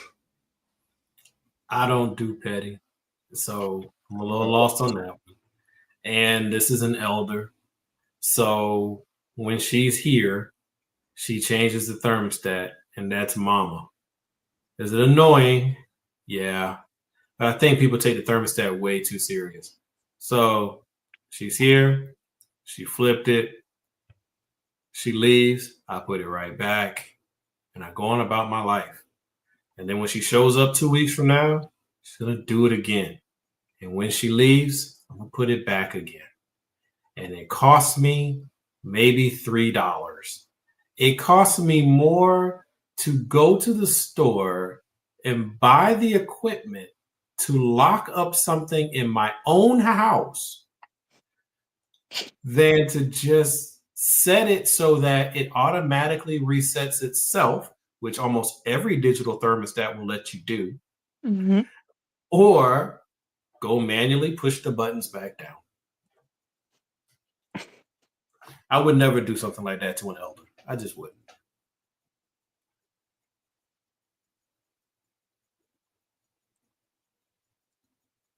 So I would have a different answer because I have an autoimmune condition where if my thermostat goes off of one temperature, 2 degrees, I'm in trouble. Most people are not like that. You know, we keep our thermostat, our temperature in this house at 70, 71 degrees. That's my comfort. That's it. If it's colder, my body will start to feel like a furnace, heat itself up, and then I will start to sweat and get cold, and I bounce back and forth under extreme pain because of the cold, the clamminess, that it's not pleasant. And so it's hard for me to give, like, I would be talking with somebody like, "I am so sorry, I know it's not comfortable to you, it is not healthy for me." That would be our conversation. Yes, I would absolutely be taking in for account, this is an elder. This is, let's even say, my partner's mom.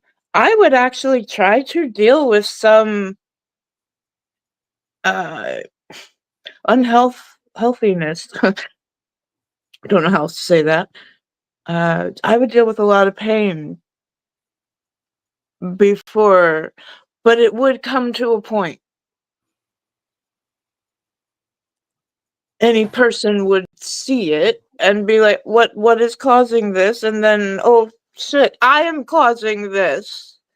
I will stop. So when this is your preference for your comfort. It is your home. Do what you want. That is your partner's mom. I don't know. It seems weird to go to the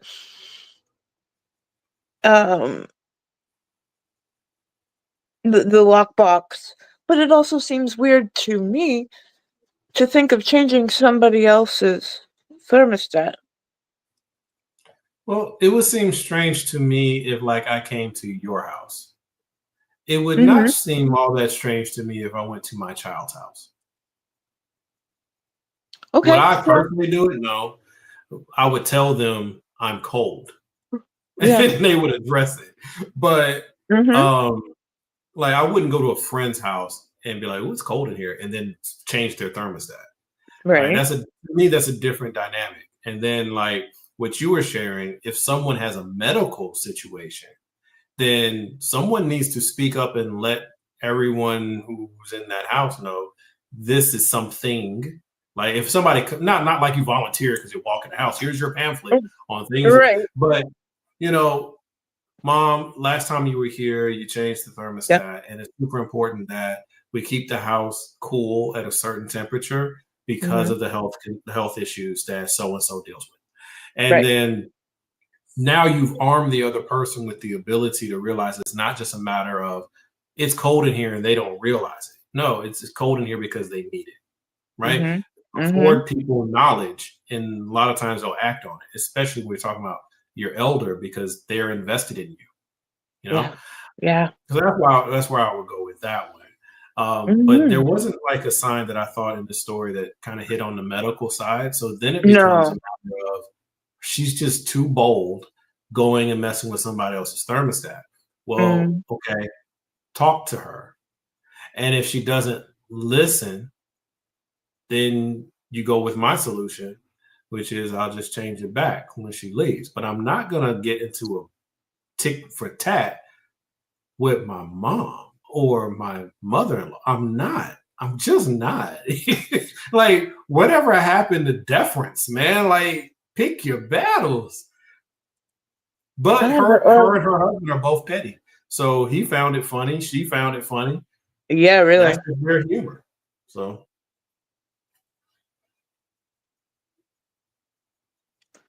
Okay. Well, you know why in my family, in my community,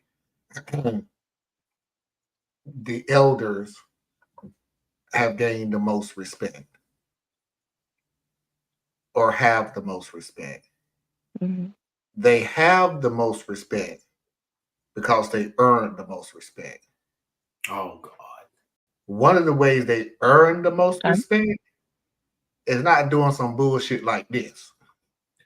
Bruh, that is so not true. That is, in our community, the elders do all I kinds of crazy don't shit. know anybody. You know they do. I don't know anybody. Okay, then I'll go your route. But let me finish this one though.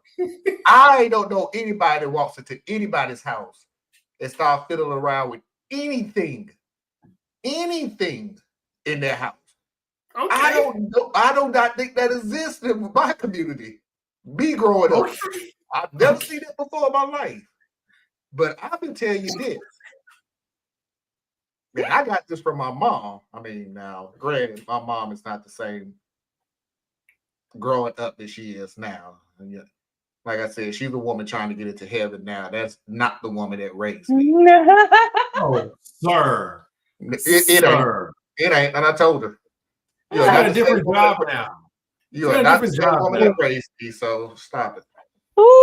But she was going off on some lady who was an elder in the neighborhood because she was yanking on I can't remember to this day. I can't remember what she did, but it was awful because the whole neighborhood got on her. Not my mom, the other lady, but she was an elder. I'll never forget this line for the rest of my life. Because she said something, you can't talk to me. I'm older than you. She said, lady, I don't You think I'm going to show you respect because you just happen to be born before me? No, that ain't how this works. I'll never forget that. Sorry. It's situational, bro. You will not come into my house and meddle around with anything. But the funny thing about it is, that's so funny to me to say because it would never happen. It would never happen. I don't go into nobody's house and meddle with their stuff. They don't come into my house and meddle with my stuff. And when they do, we're just gonna look and go, what were you thinking? If you are hot, use your words. Ooh, it's hot in here. Oh, I'll turn the air down. I'll turn the heat down. It's cold in here. Oh, would you like to turn the heat up? Sure. But you just, oh, it's hot in here. Let me walk on over here and raise your heat bill. What? Excuse me. Excuse me, ma'am, sir. Excuse me. Hello. Hey, you over there. Now, I will go. Your mother? I will go with this said though. I ain't gonna spend my money to stop somebody from doing something in my house. That's just, I'm sorry, what? I just wish people would think a little bit further, man. Like I do. But then, how much did it cost you for her to change your thermostat, dude? I do not want to think deeper than you came into my house and changed my thermostat. If I came in your house and changed your thermostat, then yeah, I feel you. If my mom walks in my house and she decided to turn every light on in the house and she decided to turn the faucet on upstairs and the faucet on downstairs, guess what I'm gonna do? I'm gonna go turn the water off. Turn it off. In the 2 rooms that she left it on. Yep. And then I'm gonna turn off the lights that need to be turned off. Mm-hmm. What I'm not gonna do is get upset because my mama just cost me 38 cents in extra utility bills. I'm not. Like the principle of the thing sometimes can't outweigh logic. Like the thing, yeah. Like people get stuck on the principle, and then you're like, like, dude, what principle are you standing on? Okay, let's go a little deeper, then. Let's go a little deeper because you just saying she went into your house. No disrespect to your mom, I know what you're talking about. She done came into your house, turned all the faucets on, the lights on, put the thermostat on 99 and everything else. You just go, and they're not a part of you just is going, why are you turning all the water? I don't care if it costs 2 cents. My question to you is, why are you doing this? Like, yeah, I might check on my mom because I'm worried if she's having an episode. But what I'm not going to do is get upset about it. Right? I'll be concerned. Nothing that you said was about concern, bro. I would be concerned that she's doing these weird things. But if all she did, because like in my house, like it drives my wife nuts because she's the one who pays the electric bill, right? So she's very sensitive about people leaving lights on. Mm. So she'll get upset with me because I don't really think about it. Like I'm gonna go back in the room eventually, so I ain't sweating it. And I know that light being on really ain't gonna cost that much because what you're not thinking about is we got a mini split that runs nonstop. But you don't ever think about how much that costs. You know, we got the refrigerators plugged in; it's pulling energy constantly. We don't really think about that. Sometimes when you go to bed, you leave the TV on. And then you'll turn it off when you wake up or whatever. We don't really think about that. So how you mad about the bathroom light? You know what I'm saying? So it's like, but when I'm aware that's what I'm doing, I turn them bad boys off because I don't want to annoy her unnecessarily. Mm. But if an elder, I guess that's why I get hung up on. I'm very traditionalist in certain respects. So it's choose your battles. And some things you just let ride. You know, she moved the thermostat. I'm not taking that as an act of disrespect. I'm taking it as I gotta change it back. And if it bothers me that much, I'm gonna say something to her. Mom, we like to keep the thermostat at a certain level. Is the house too cold for you? Is the house too hot for you? Right? I'm gonna talk to her because what if mom's having hot flashes? What if mom just runs hot? What if, right? So her sense of normal is not my sense of normal. I feel comfortable at 68, but for her, it needs to be more like 62 because she's always running hot. So in her brain, the kids are suffering like her because that's normal to her, right? Like, where's the curiosity that people should have? Like, we go straight to offense. We go straight to, like, everybody walks through life trying to hurt your feelings or attack you. And that's not how most people function. Like, people are naturally non-confrontational. That is the natural setting. They just want to get through for themselves. Right? And so there are some people who are pig-headed about it, but they're still non-confrontational. Right? They might bark so that that'll keep you from barking. Right? Those types of personalities. But everything doesn't have to be a fight. Especially not my mama. I didn't say that. My mom could walk in the house and slap me across the face and I ain't did nothing. Guess what? I'm gonna be mad on the inside. Why you gonna hit me? Right? I'm gonna be mad on the inside, but what we not about to do is like, woman, who do you think you is? Like, okay, now you on a entirely different subject because I can guarantee you, my mom walked into the house and slapped me. I done did something. I think I remember what it was, or I forgot, or I didn't hide something very well and she found out. But like I said, that's not a norm. If my mom came in your big age, if your mama walked in your house and slapped you, you were not gonna bark. I did something. You might ask, why did you hit me? Yeah, I was like, why did you hit me? But see that, and this is the funny thing but about the thermostat is a bridge too far. Don't mess with my electricity bill. This is how me and my mom grew up. It's always been me and my mom, so it doesn't phase it. It's funny. It's funny. No, it's funny then. It's funny now. So we stayed in the hood, the projects, whatever you want to call it. My bedroom and her bedroom were right beside each other. The bathroom is across the hall from my mom's, which means the bathroom is next to my room. And this happened on 2 occasions, and both of them, the same thing happened. Me and my mom had to go to the bathroom at the same time. Now, just to put words in her mouth or put thoughts in her head, I'm thinking, well, this is my mom. She'll let her son, her only son, go to the bathroom first. It's not going to take long. But I'm pretty sure she's thinking, this is my son. I'm his mom. Of course he's going to let me go to the bathroom first. I'm paying the bill, blah, blah, blah, and everything else. Okay, it didn't work out that way. We both was on the floor wrestling to get into the bathroom. Like, we're literally just wrestling. She's over me, I'm over her, and we just crawling over each other. And of course, she won because I was a pipsqueak. Ain't no way in hell I was gonna beat my mom and lost twice.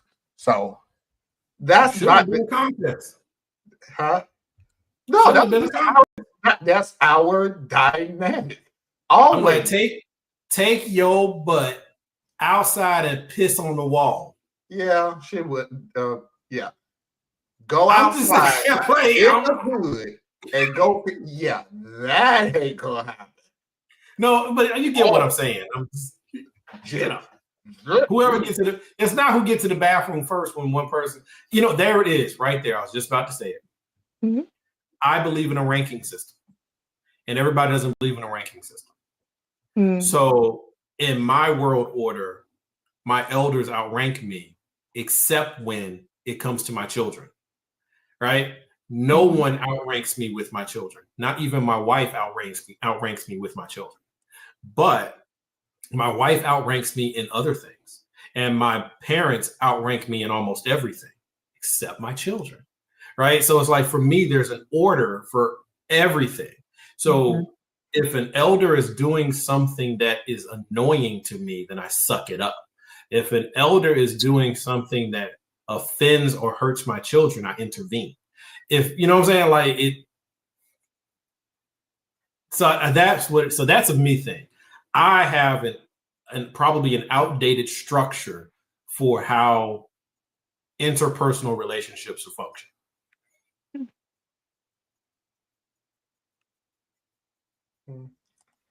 Okay, Tracy. Nah, Marlon, fighting I did not fight. You acting like I came off the top rope and dropped the L. It was nothing like that. You said you were competing with your mom over the bathroom. You were wrestling. Just rolled on the floor. Trust me, if my mom wanted to hurt me, she could, and she wasn't trying to hurt me. It was just, we was just always like that because it was always me and her. But no, there's no way in the world I would fight my mom, especially as a kid. It will not end very well for me. Well, first of all, I'm not fighting my mom. This is a woman who raised me by herself with very little money. I'm not fighting my mom. You better not touch that thermostat. Do not touch my thermostat, though. Mama, you bathed me. You fed me when I was hungry. You took care of me when I was sick. You're my counselor when I was stressed out and lost. Mama, I owe you my very life. But that 38 cents that you about to cost me on the thermostat, we just can't do this, Mom. No. We just can't keep doing this. There's a line of you go to the extreme on everything. What was extreme about what I just said? No, because you make it sound like she came in, turned the thermostat up. I whipped my head around and go, woman, what the hell do you think you're doing? Grab your shit. Get out of here. It ain't like that. It's saying, the equivalent of going to Lowe's. No, let's talk this through. You were so annoyed. You got dressed, got in your car, drove across town to a Lowe's or a Home Depot, stopped someone who worked there to describe what it is that you're needing. They directed you to the aisle. You looked to see what would best fit what your needs are. Then you made sure you had the right screws and the right attachments to be able to put this in your house properly. And then you paid for it, drove back home, whenever you did it that day or another day, went through the steps of measuring it and putting it on the wall the way it needs to be, because she cost you 38 cents twice a month. Yeah, well, you're talking about that's what happened. Like, I know. It's the unpaid aggravation. That's what happened. Yeah. Yeah, that was. It's the unpaid aggravation. Because it's the aggravation tax, right? Yeah. What I would have did was get what you saying, one of the thermostats where it's set at a by a certain time, it would come back down to. Yeah, at a certain time, it would come down. Boy, I stayed at a hotel that did that. Pissed me the hell off because I was shooting my ass off all night. I turned the heat up and it goes right back down. Like, the hell is with this damn thermostat? Cold as hell in here. There's usually a set of instructions that comes with hotel room. Yeah, but here's the thing. Check this out, Anna. You see this thing here? All right. This is the remote control. Very small, but I'm with you. This is the remote control. Okay. For my mini split. It's supposed to be a thermostat too. So the fact that I'm in the far side of the basement, it's supposed to be adjusting itself to that temperature. Now, to me, it's sitting at 70. That's a very low number for me, especially in the winter. So that means I've set it that way because it's hot as hell down here. You know what my thermostat my mini split has not done? Turn on. It will wait until I no longer care. And it will turn on and freeze the hell out of this room, but only after I'm going. So to say, I'm saying that because like the hotel thing we were just talking about, I have never been able to set a hotel thermostat at a level that made me comfortable. Really? we're looking at it right. You could look at it right now. I'm in the man cave, which is still, beyond a shadow of a doubt, for years, the hottest room in this house. Hotter than the kitchen, hotter than the smallest room. It doesn't matter.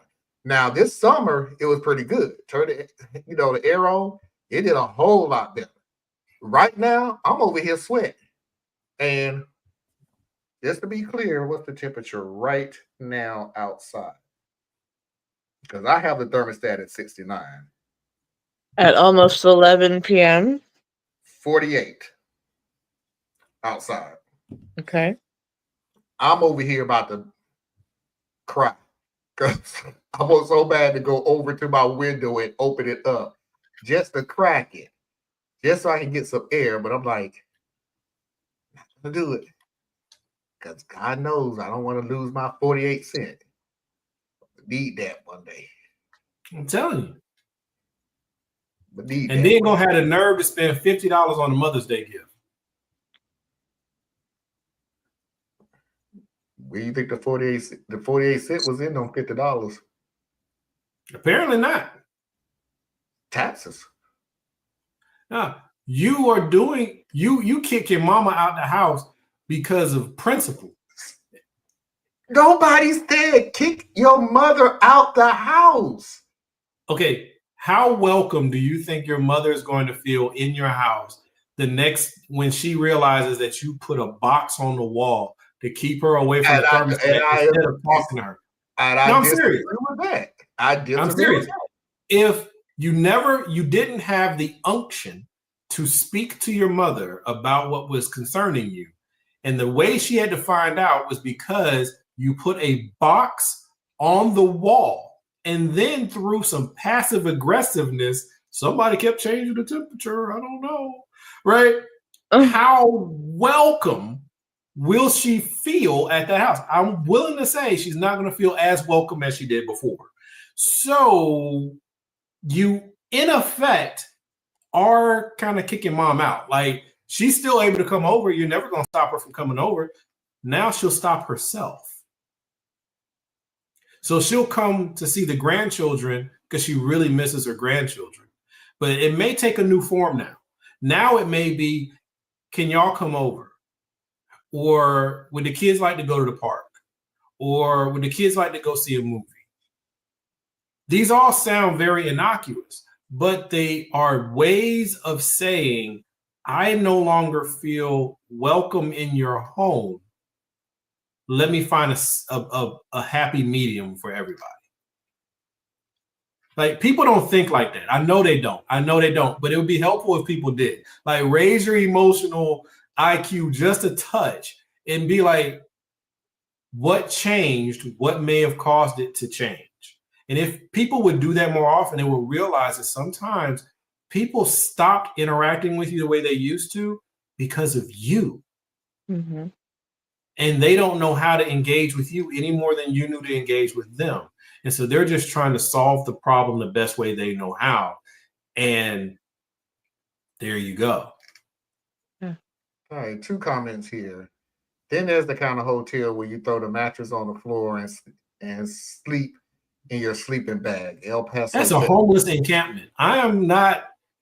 Why the hell did I get a hotel? We gotta talk about what a hotel is, honey. Yeah, that sounds like a flop house. Are they selling dope out the back door? Because stay away. Nah, bro. Tracy, no one would ever come in my house. I keep the thermostat at 55. Why? Why the hell do you have it on? What the hell is a 55 gonna do? That's she still likes cold. To keep it cold. It's cold. Okay. 55? But she lives in a cold climate. So one, Tracy has already told her she likes it cold. That's way too cold for me, Tracy. You good.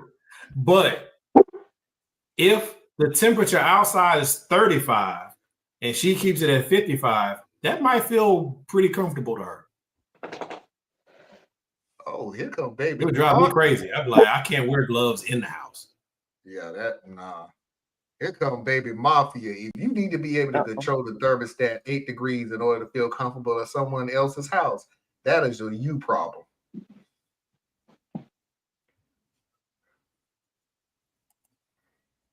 Fair enough. I'm just saying if my mom did that or my mother-in-law did that, it is definitely a her problem. But I am not about to turn it into a we problem.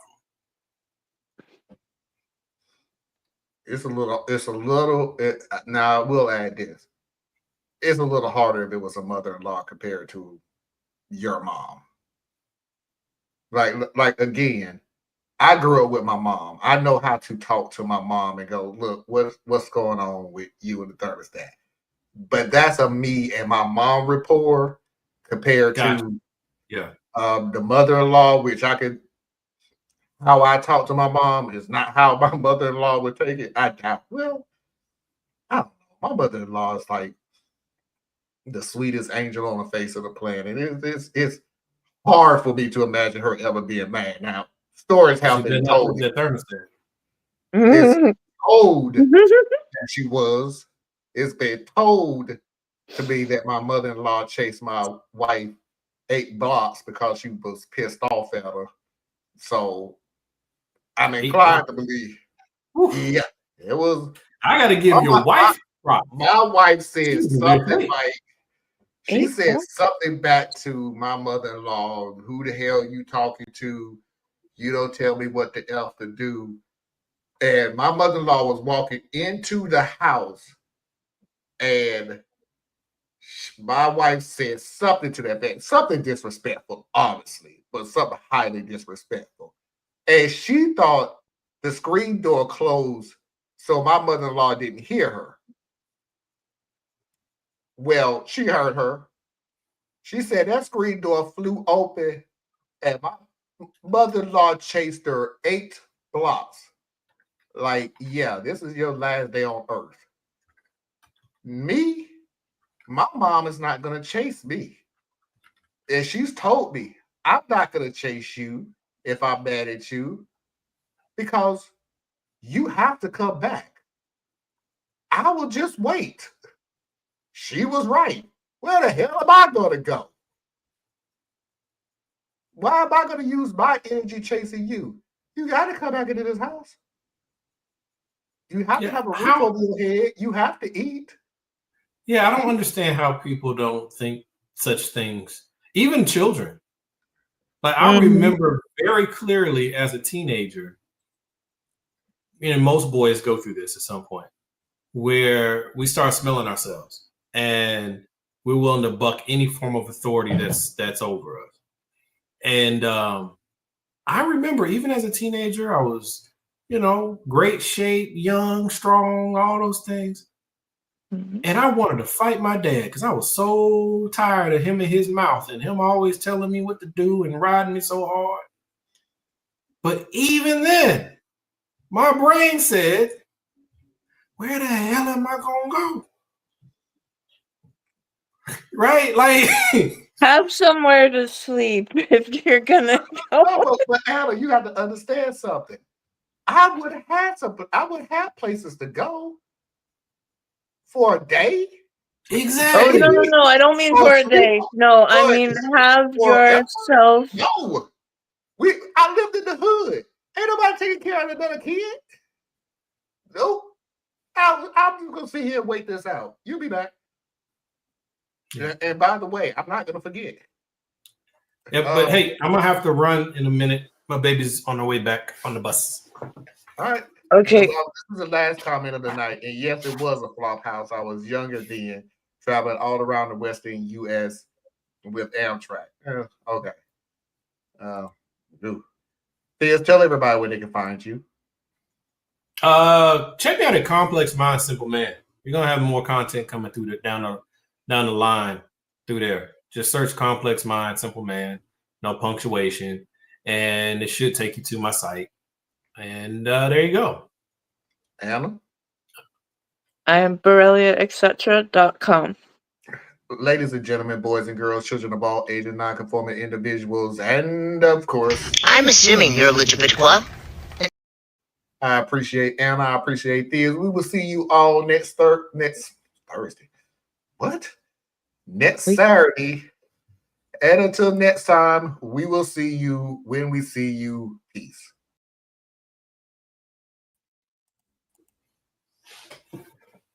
I got You know, nothing.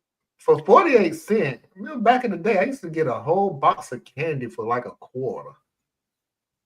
So things were 48 cents was interesting. It That was 40 years ago. yeah, I know.